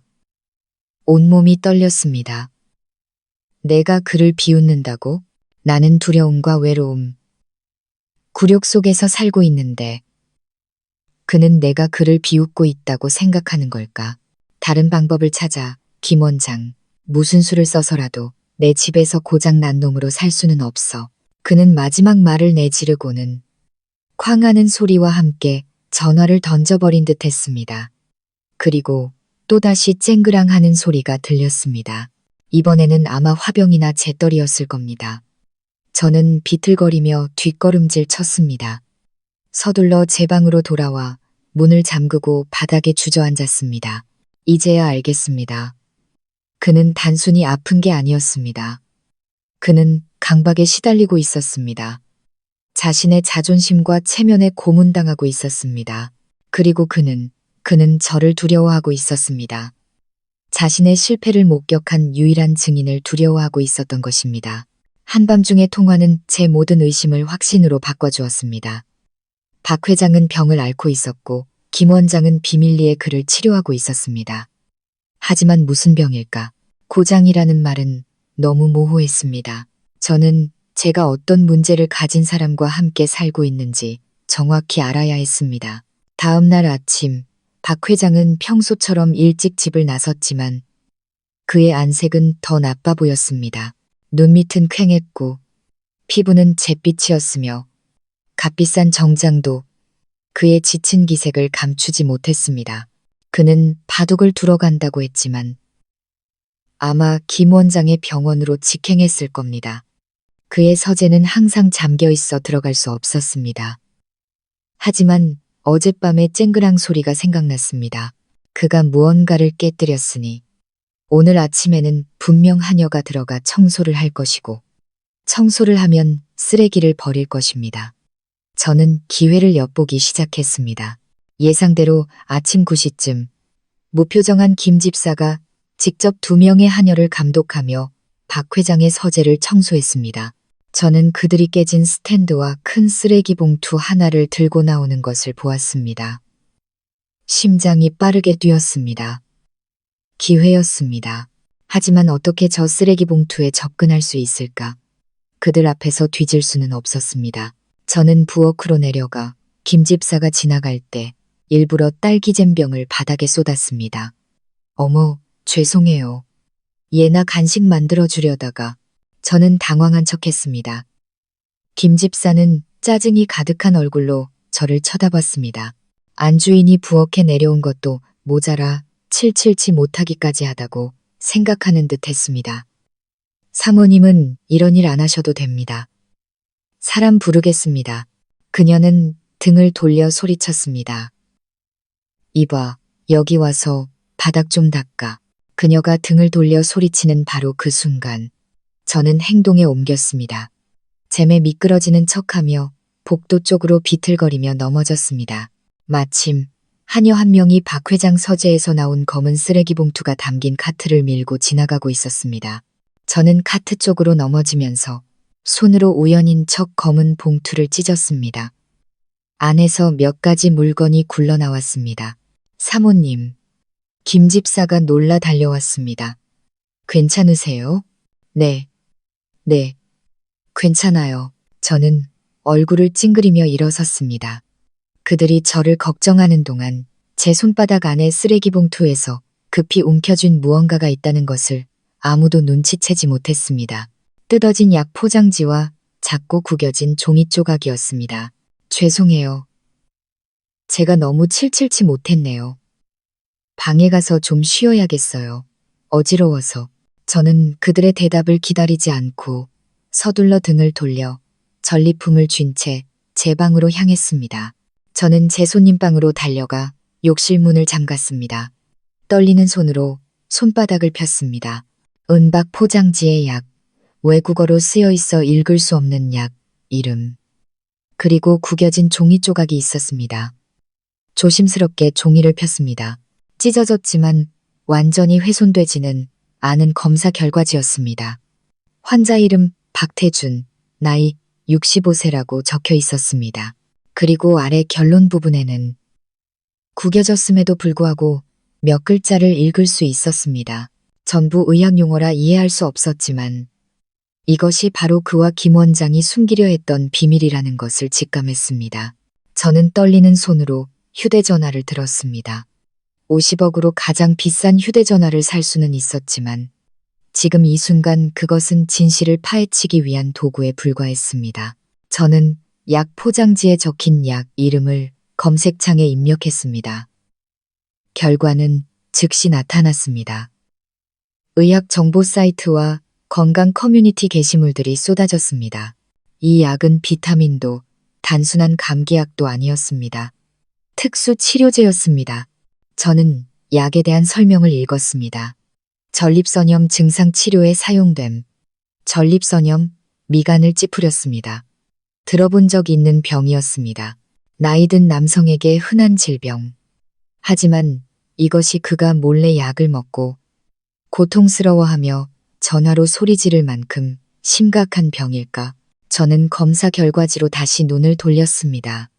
거기에 적힌 어려운 의학 용어들을 구글에 입력했습니다. 한 글자, 한 글자. 그러자 퍼즐 조각이 맞춰지기 시작했습니다.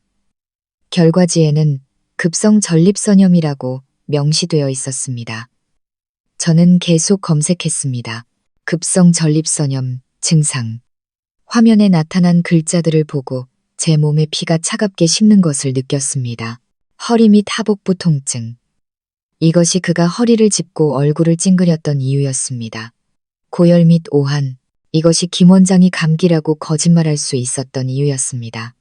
그리고 저는 마지막 줄, 가장 중요한 한 줄을 읽었습니다. 이 질병은 성기능에 심각한 영향을 미칠 수 있음. 발기부전, 부전. 저는 그 두 단어를 속삭였습니다. 온몸이 떨렸습니다.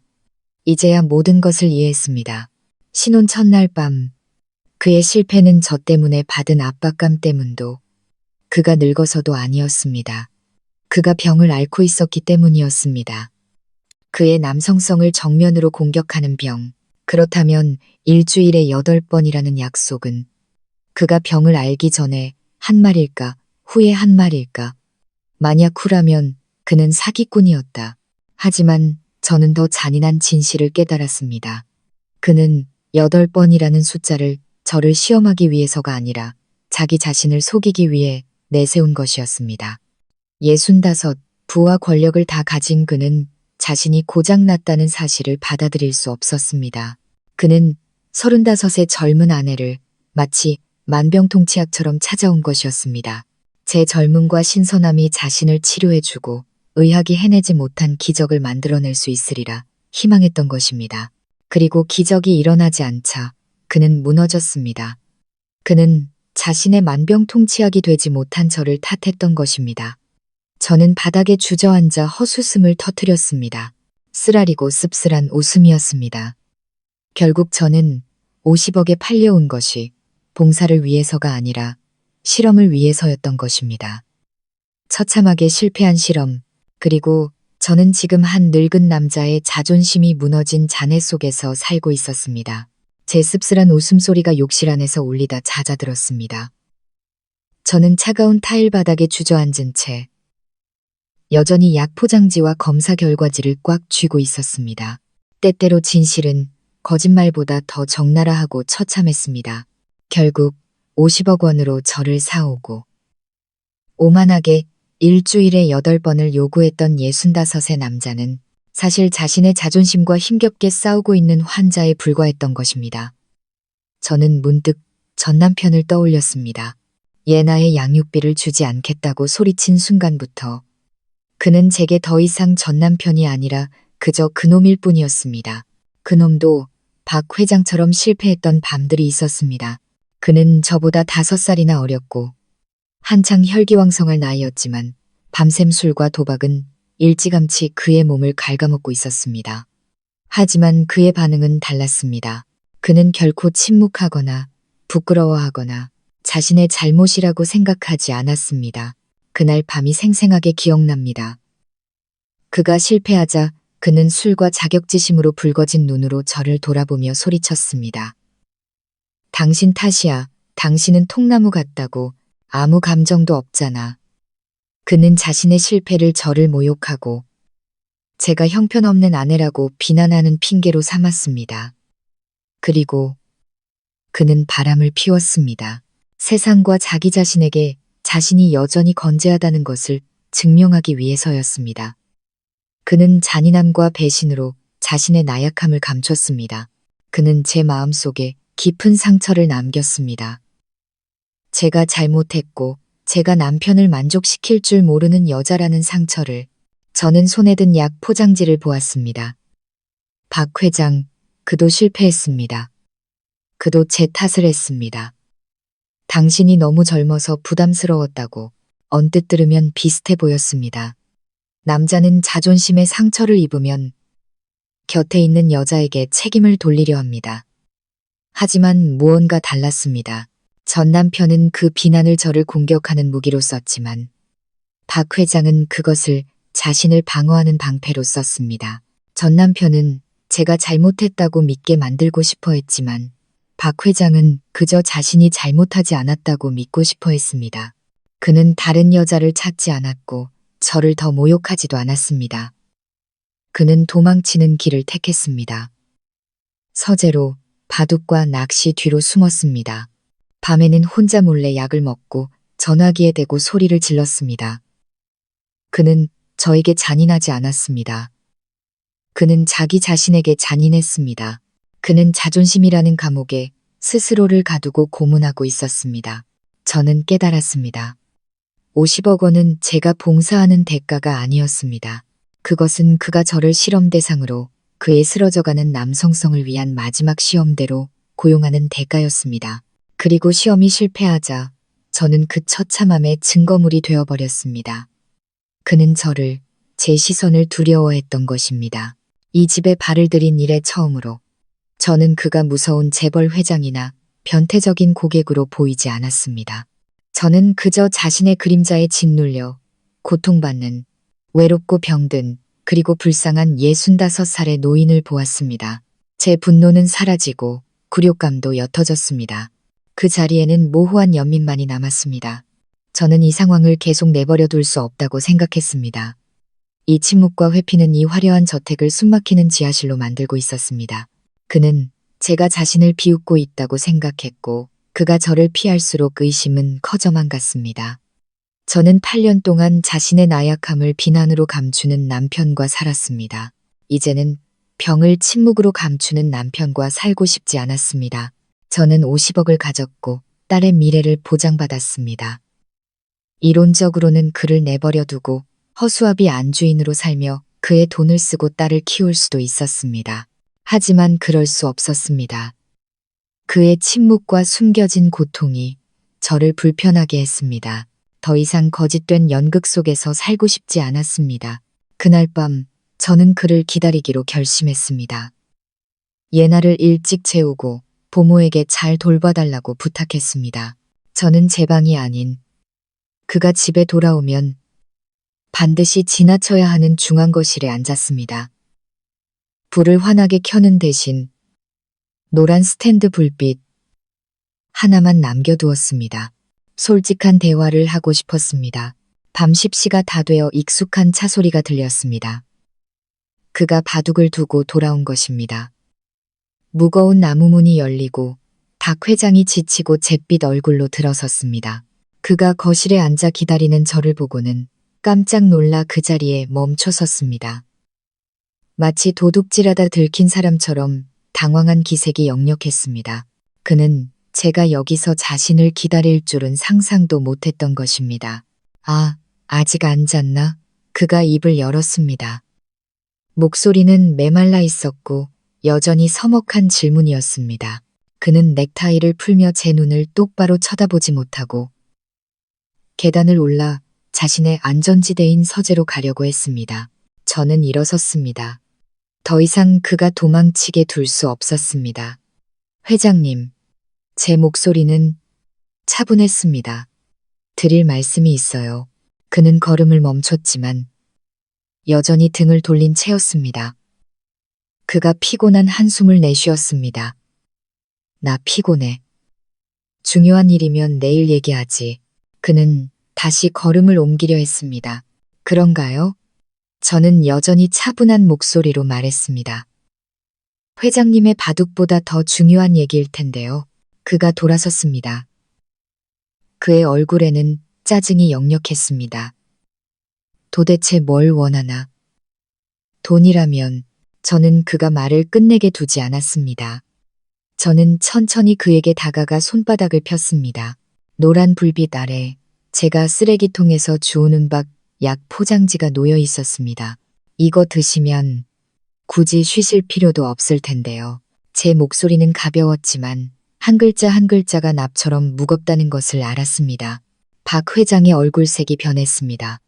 그는 약 포장지를 뚫어져라 쳐다보다가 저를 올려다보았습니다.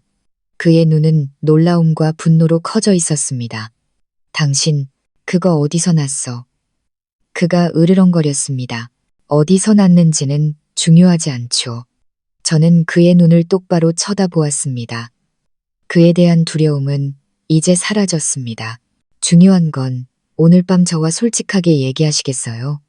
아니면 제가 김 원장님과 따로 약속을 잡아야 할까요? 요즘 보니 회장님보다 그분이 저랑 더 쉽게 얘기해 주시는 것 같아서요.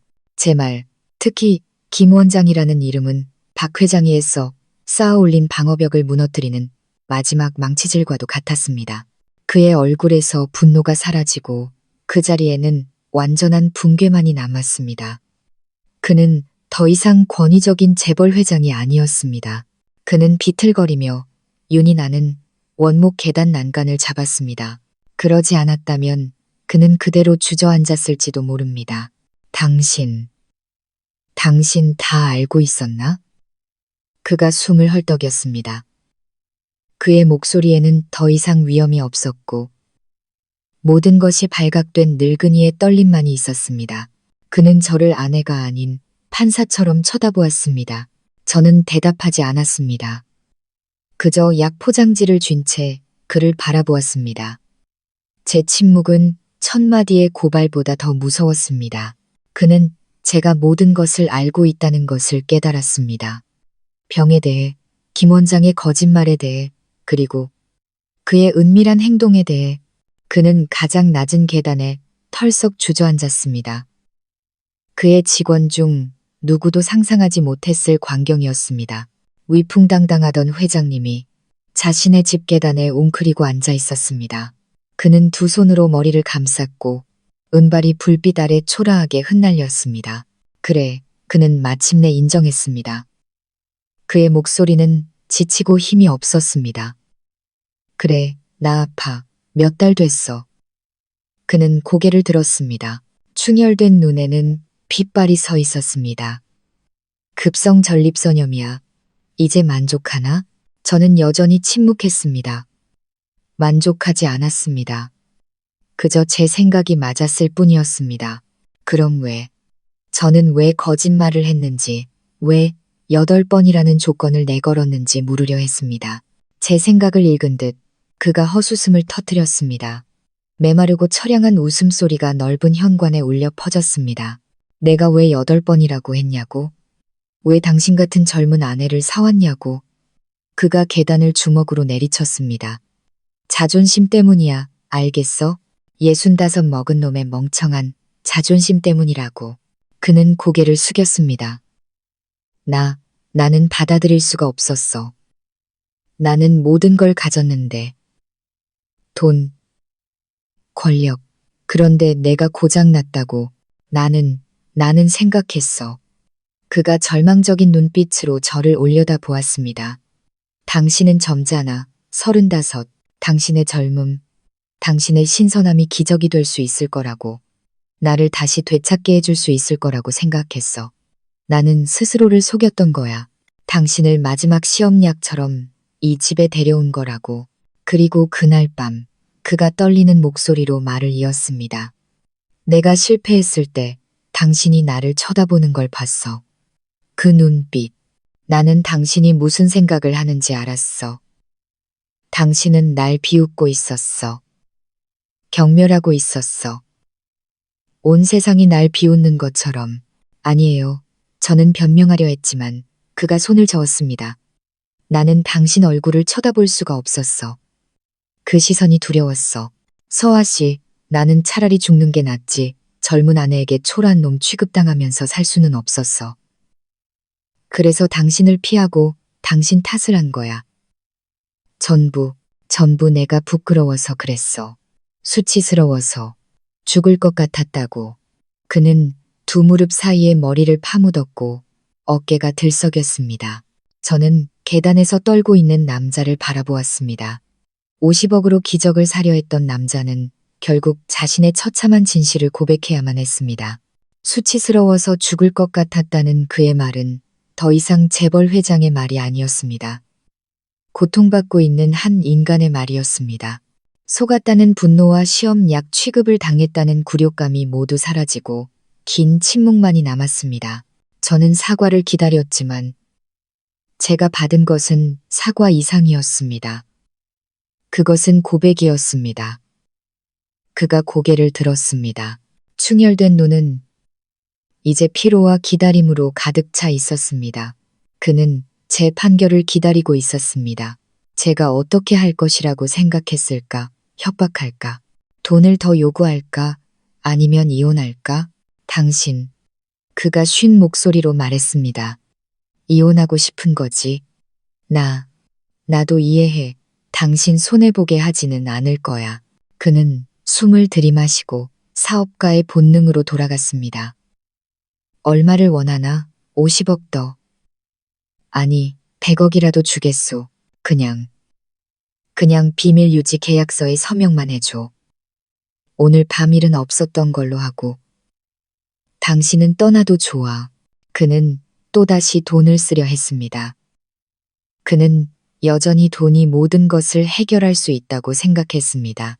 그는 돈으로 제 침묵을 사고 저를 유일한 증인을 그의 인생에서 밀어내려 했습니다.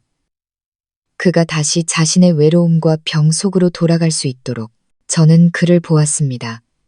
이혼하고 100억을 받고 떠나는 것. 그것은 저에게도 그에게도 너무나 쉬운 길이었습니다. 하지만 그러고 싶지 않았습니다. 왜인지는 몰랐습니다. 아마 저도 도망치는 것에 실패하고 남 탓하는 남자들에게 지쳤는지도 모릅니다. 저는 천천히 다가갔습니다. 그의 옆이 아니라 그의 바로 아래 계단에 앉았습니다. 그가 깜짝 놀라 몸을 움츠렸습니다. 마치 제가 그를 공격하기라도 할 것처럼요. 저는 그저 앉아서 손에 든 약 포장지를 바라보았습니다. 이혼은 안 해요. 제 목소리는 가벼웠지만 고요한 공간 속에서 그에게는 똑똑히 들렸을 겁니다. 그가 놀라 저를 쳐다보았습니다. 돈도 더 필요 없어요. 50억이면 우리 모녀 평생 먹고 살기에 충분해요. 그는 이해할 수 없다는 표정으로 저를 보았습니다. 그럼 뭘 원하나? 저는 고개를 돌려 그를 올려다보았습니다. 그리고 이 집에서 처음으로 진짜 미소를 지으려 노력했습니다. 두려움도 경멸도 없는 그저 약간의 장난기가 섞인 미소였습니다. 하지만 회장님은 제게 빚을 지셨어요. 그가 미간을 찌푸렸습니다. 빚? 무슨 빚? 저는 고개를 갸웃거렸습니다. 일주일에 8번 약속하셨잖아요. 아주 자신만만하게요. 이제 와서 아프다고 도망치시면 저한테 빚지는 거죠. 아주 큰 빚. 박 회장의 얼굴이 창백해졌습니다. 그는 제가 자신을 모욕한다고 생각하는 듯 했습니다. 그가 더듬거렸습니다. 저는 작게 웃었습니다. 그리고 다시 진지한 목소리로 말했습니다. 오늘부터 제대로 치료받으세요. 김 원장님이 시키는 대로요. 이 약도 시간 맞춰 드시고 몰래 드시지 마시고요. 저는 일어나 그의 손에 약 포장지를 쥐어주었습니다.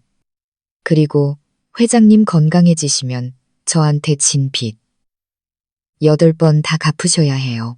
그는 혼란스러운 눈빛으로 저를 바라보았습니다. 저는 미소를 지으며 마지막 말을 덧붙였습니다. 저랑 체스 8판 두셔야죠. 예나 가르쳐 주시는 거 보니까 아주 잘 두시던데 저도 배우고 싶거든요. 박 회장은 그 자리에 얼어붙었습니다. 그는 늙고 피곤하고 충혈된 눈으로 제 눈 속에서 비아냥이나 조롱을 찾으려 애썼습니다. 하지만 그는 아무것도 찾지 못했습니다. 그는 그저 자신을 평온한 눈으로 바라보는 35살의 여자를 볼 수 있을 뿐이었습니다. 그리고 65의 재벌 회장, 자존심 때문에 전화기에 대고 소리 지르던 그 남자는 고개를 떨구었습니다. 그의 어깨가 들썩였습니다. 그는 아무 말도 하지 않았습니다. 그저 손으로 얼굴을 가렸고 저는 우는 소리를 들었습니다. 절규가 아니라 너무나 오랫동안 짊어져 온 짐을 마침내 내려놓은 사람의 흐느낌이었습니다. 박 회장의 흐느낌은 넓은 현관에 울려 퍼지다 이내 잦아들었습니다. 저는 그가 얼마나 오랫동안 그 짐을 짊어지고 있었는지 알 수 없었습니다. 다만 늘 정상에 서 있는 것에 익숙했던 65살 재벌 회장의 울음소리는 나약함이 아니라 마침내 무너져 내린 성벽의 소리처럼 들렸습니다. 저는 그저 조용히 그의 발치 계단에 앉아 있었습니다. 위로의 말을 건네거나 등을 토닥이지 않았습니다. 지금 그에게 필요한 것은 동정이 아니라 회장님이 아닌 한 사람의 인간으로 있을 순간이라는 것을 알았기 때문입니다.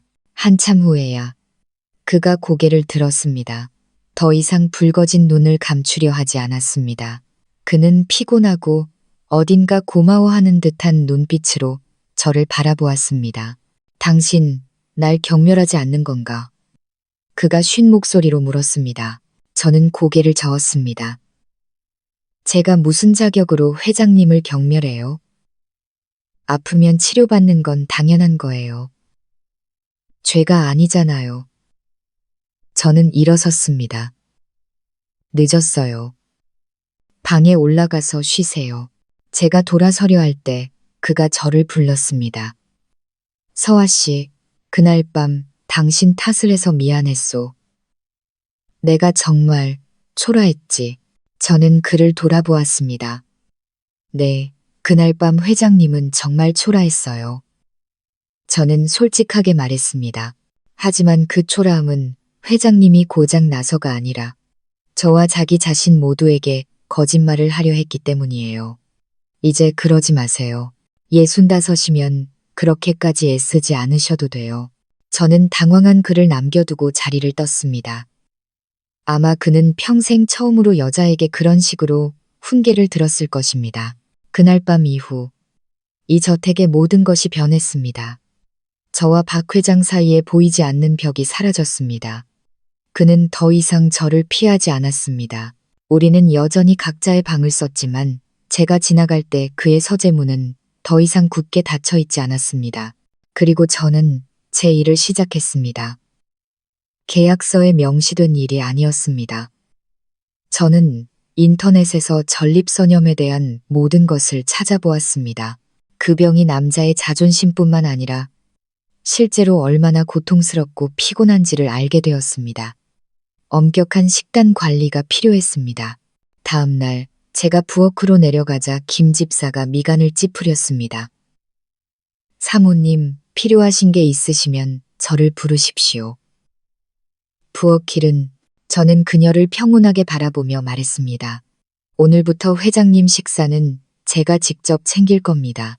브로콜리, 호박, 토마토 위주로 준비해 주시고 맵거나 짠 음식, 그리고 술은 절대 상에 올리지 마세요.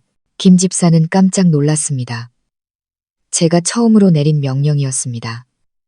하지만 그 명령은 주인의 건강을 위한 것이었습니다. 그녀는 고개를 숙였습니다. 네, 사모님. 그날 저녁, 저는 직접 약과 토마토 주스를 들고 그의 방으로 갔습니다. 그는 책을 읽다가 저를 보고 당황한 듯 했습니다. 당신, 이럴 필요 없는데, 사람이 있는데, 저는 테이블에 주스를 내려놓았습니다. 드세요. 저한테 체스 8판 빚지셨잖아요. 건강해지셔야 빚을 갚죠. 수치스러웠던 8번이라는 말은 이제 제 입을 통해 우리만의 암호가 되었습니다. 그의 병을 부끄러워하지 않고 이야기하는 방법이었습니다. 박 회장은 저를 보더니 주스 잔을 들어 단숨에 비웠습니다. 그는 고맙다는 말은 하지 않았지만 저는 그가 이 관심을 받아들였다는 것을 알았습니다. 우리는 예나와 함께 저녁 식사를 하기 시작했습니다. 식탁은 더 이상 숨막히는 침묵으로 채워지지 않았습니다. 그는 예나에게 학교 생활을 물었고 저는 그에게 체스를 물었습니다. 저는 정말 배우고 싶었습니다. 이 집에서 허수아비 안주인으로 살고 싶지 않았습니다. 무언가 할 일이 필요했습니다. 저는 더 이상 시험약도 증인도 아니었습니다. 저는 얼떨결에 그의 건강관리인이자 말벗이 되었습니다.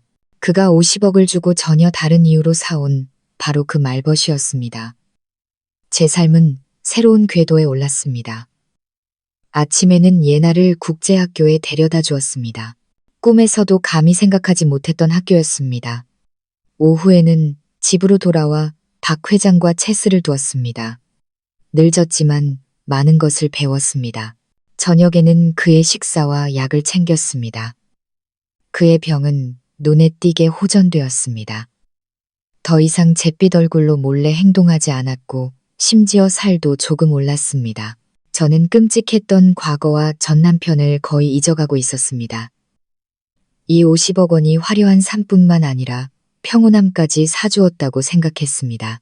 하지만 제 착각이었습니다. 제 평온은 너무나 연약했습니다. 그날 제가 서재에서 책을 읽고 있을 때 전화가 울렸습니다. 낯선 번호였습니다.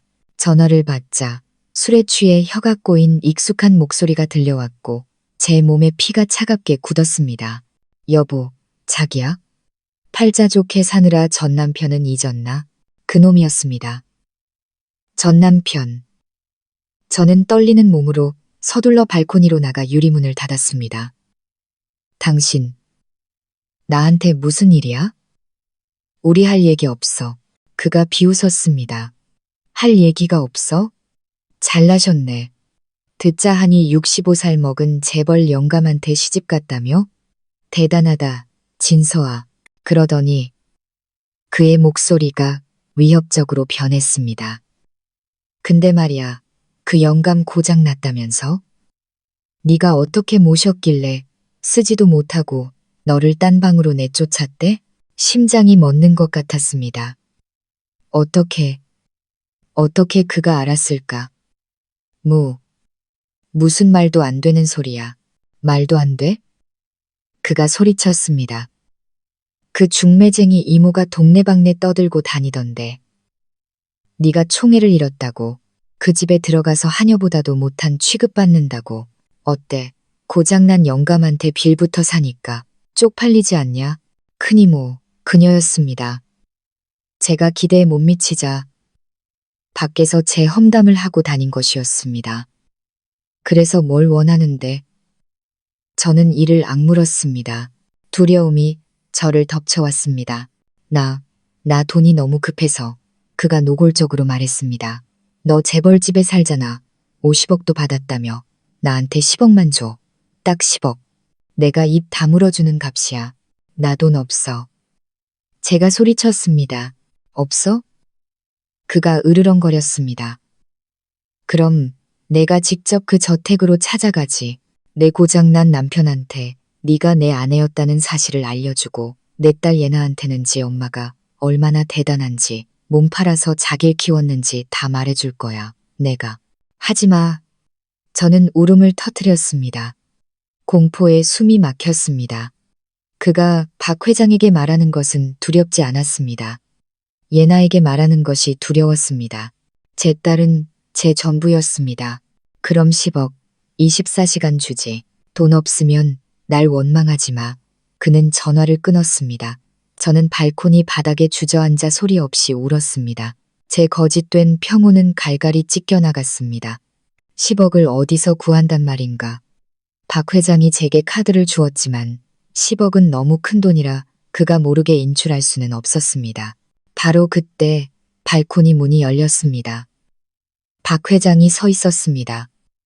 그는 모든 것을 들었습니다.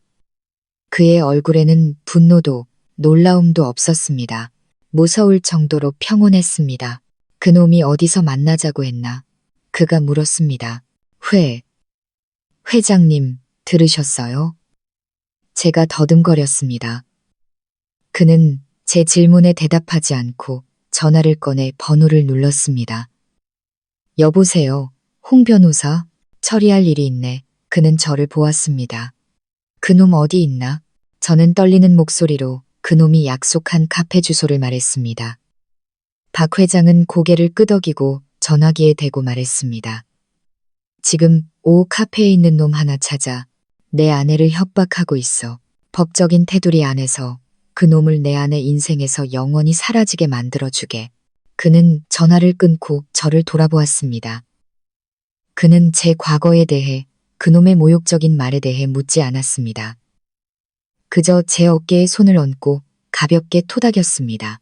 집 안으로 들어가. 날씨가 춥네. 그날 밤 박 회장이 예나에게 체스를 가르쳐주고 있을 때 저는 여전히 불안한 마음으로 곁에 앉아 있었습니다. 그가 체스판 위에 퀸을 내려놓으며 킹을 보호했습니다. 그는 예나에게 말했지만 저는 그것이 저에게 하는 말이라는 것을 알았습니다. 예나야, 체스나 인생이나 마찬가지란다. 너를 공격하려는 쓸모없는 폰들이 있기 마련이지. 두려워하지 말고 침착하게 내 퀸으로 킹을 보호하고 체크메이트를 부르면 돼. 그런 쓰레기 같은 것들은 저절로 치워지게 되어 있단다. 저는 그를 바라보았습니다. 50억. 저는 그것이 그저 거래 대금이라고 생각했습니다. 하지만 오늘에서야 깨달았습니다. 그것은 단지 돈이 아니었습니다. 그것은 보호였습니다. 제 평생 단 한 번도 받아보지 못했던 보호. 전 남편은 사라졌습니다. 박 회장의 말대로 그는 다시는 전화하지 않았습니다. 큰 이모도 그 후에 찾아왔지만 태도는 완전히 달라져 있었습니다. 더 이상 은근슬쩍 떠보거나 저속한 호기심을 보이지 않았습니다. 그녀는 저를 존경과 두려움이 섞인 눈으로 바라보았습니다. 아마 전 남편에게 무슨 일이 있었는지 들었고 이 50억짜리 안주인이 만만한 상대가 아니라는 것을 깨달았을 겁니다. 저택의 삶은 다시 평온을 되찾았습니다. 하지만 이번에는 진짜 평온이었습니다. 박 회장의 병은 눈에 띄게 좋아졌고 더 이상 몰래 약을 먹지 않았습니다. 저는 공개적으로 그의 건강 관리인이 되었습니다. 식사 때마다 저는 그의 옆에 앉아 제가 짠 식단대로 음식을 먹는지 감독했습니다. 그는 더 이상 무서운 회장님도 초라한 환자도 아니었습니다. 그는 예나의 박 아빠이자 제 나이 든 친구 박 회장님이 되었습니다. 우리는 더 많은 대화를 나누었습니다. 8번이나 50억에 대한 이야기가 아니었습니다. 제가 읽는 책에 대해, 그가 말하는 주식 시장에 대해, 그리고 우리 모두의 예나에 대해 이야기했습니다. 비가 내리는 어느 저녁, 도시가 깨끗하게 씻겨나가고 공기는 상쾌하고 시원했습니다. 예나는 깊이 잠들었고 저는 거실의 벽난로 앞에서 책을 읽고 있었습니다. 집은 고요했습니다. 박 회장이 서재에서 내려왔습니다.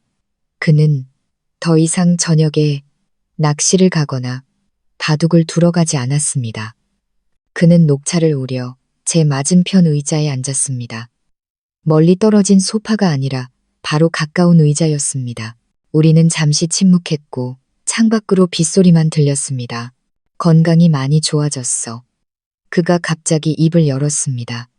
목소리는 낮고 따뜻했습니다. 김 원장은 기적이라고 하더군. 당신이 짜준 식단 덕분이라고 했지만 나는 알아. 그가 저를 보았습니다. 마음이 편해져서라는 걸. 저는 책을 덮었습니다. 건강해지셔서 다행이에요. 예나한테 체스 가르쳐줄 사람이 필요하잖아요. 그가 작게 웃더니 저를 깊고 다른 눈빛으로 바라보았습니다.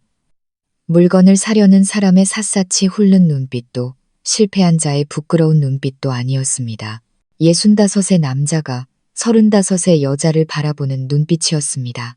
서아 씨, 그가 목소리를 낮췄습니다. 당신은 35이야. 앞으로 살아갈 날이 창창해. 나 같은 병든 늙은이와 사는 게 당신에게 너무 불공평한 일은 아닌가? 저는 잠시 멈칫했습니다. 그가 제게 이런 질문을 한 것은 처음이었습니다. 그는 제 감정을 신경 쓰고 있었습니다. 저는 벽난로의 가짜 불꽃을 바라보았습니다. 불공평. 불공평이요? 제가 되물었습니다. 딸 병원비 500만 원 때문에 사방팔방 뛰어다녀야 했을 때가 불공평했죠. 전 남편이 저를 통나무 취급하며 바람 피우러 나갔을 때가 불공평했고요. 저는 그를 평온하게 돌아보았습니다. 하지만 여기서는 저에게는 집이 있고 제 딸은 안전하고 그리고 친구가 있어요. 친구. 그가 놀란 듯 했습니다. 네. 까다롭고 자존심 센. 하지만 나쁘지는 않은 늙은 친구요. 저는 미소 지었습니다. 박 회장은 저를 보더니 그도 미소 지었습니다. 진심으로 따뜻한 미소였습니다. 그는 손을 뻗어 제 손을 잡으려는 것이 아니라 의자 팔걸이에 놓인 제 손등을 가볍게 두드렸습니다. 아주 가벼운 접촉이었지만 벽난로의 불꽃보다 더 따뜻했습니다. 고맙소. 그러다 그가 갑자기 킥킥 웃었습니다. 그럼 난 아직 당신에게 체스 8판 빚진 거군.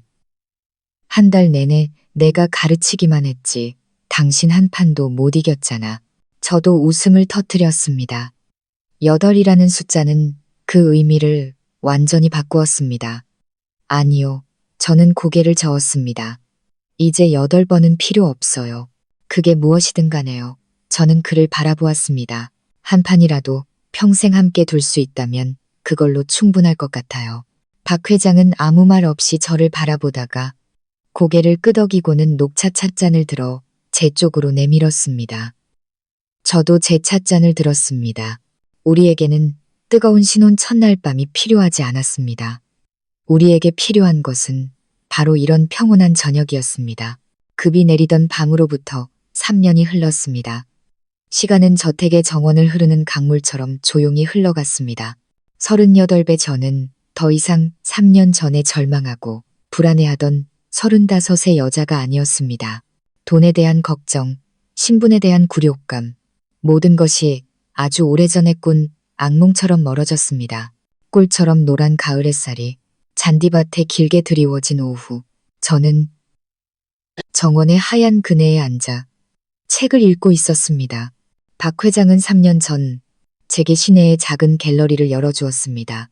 그는 제가 돈만 쓰는 안주인으로 살기를 원치 않는다며 저만의 공간을 갖고 싶어 했습니다. 그 갤러리는 이제 제 기쁨이자 일이자 세상이 되었습니다. 멀지 않은 곳에 돌 채스판 위에서 이제 11살이 된 예나가 눈을 가늘게 뜨고 고민하고 있었습니다. 아이는 똑똑하고 영리한 소녀의 티가 났습니다. 그 맞은편에는 이제 68이 된 박 회장이 앉아 있었습니다. 머리는 하얗게 새었지만 기색은 그 어느 때보다 좋았습니다. 그는 더 이상 까다로운 재벌 회장도 초라한 환자도 아니었습니다. 그는 예나의 박아빠이자 저의 할아버지, 스승, 그리고 늙은 친구였습니다. 전 남편은 정말로 사라졌습니다. 박 회장의 변호사와 이야기한 후 그는 겁에 질려 도망쳤다고 이모에게서 전해 들었습니다. 도박 빚이 너무 커져 더 이상 뜯어낼 곳이 없자 도시를 떠나야만 했다고 합니다. 그는 제 인생에서 깨끗하게 지워졌습니다. 제가 박 회장을 사랑하냐고요? 가끔 스스로에게 묻는 질문입니다. 그것은 젊은 날에 불타는 사랑도 제가 한때 환상에 품었던 열정도 아닙니다. 그것은 감사함과 존경심, 그리고 이해와 존중, 심지어 비밀 위에서 쌓아 올린 가족애와 같은 감정입니다. 그는 저와 예나에게 새로운 삶을 주었고 저는 그에게 평온을 주며 자신의 자존심과 싸워 이기도록 도왔습니다. 문득 신혼 첫날 밤이 떠올랐습니다.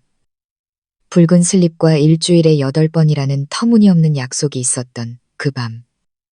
너무나 멀게 느껴집니다. 마치 저와 그만이 아는 한편의 농담. 비밀처럼요.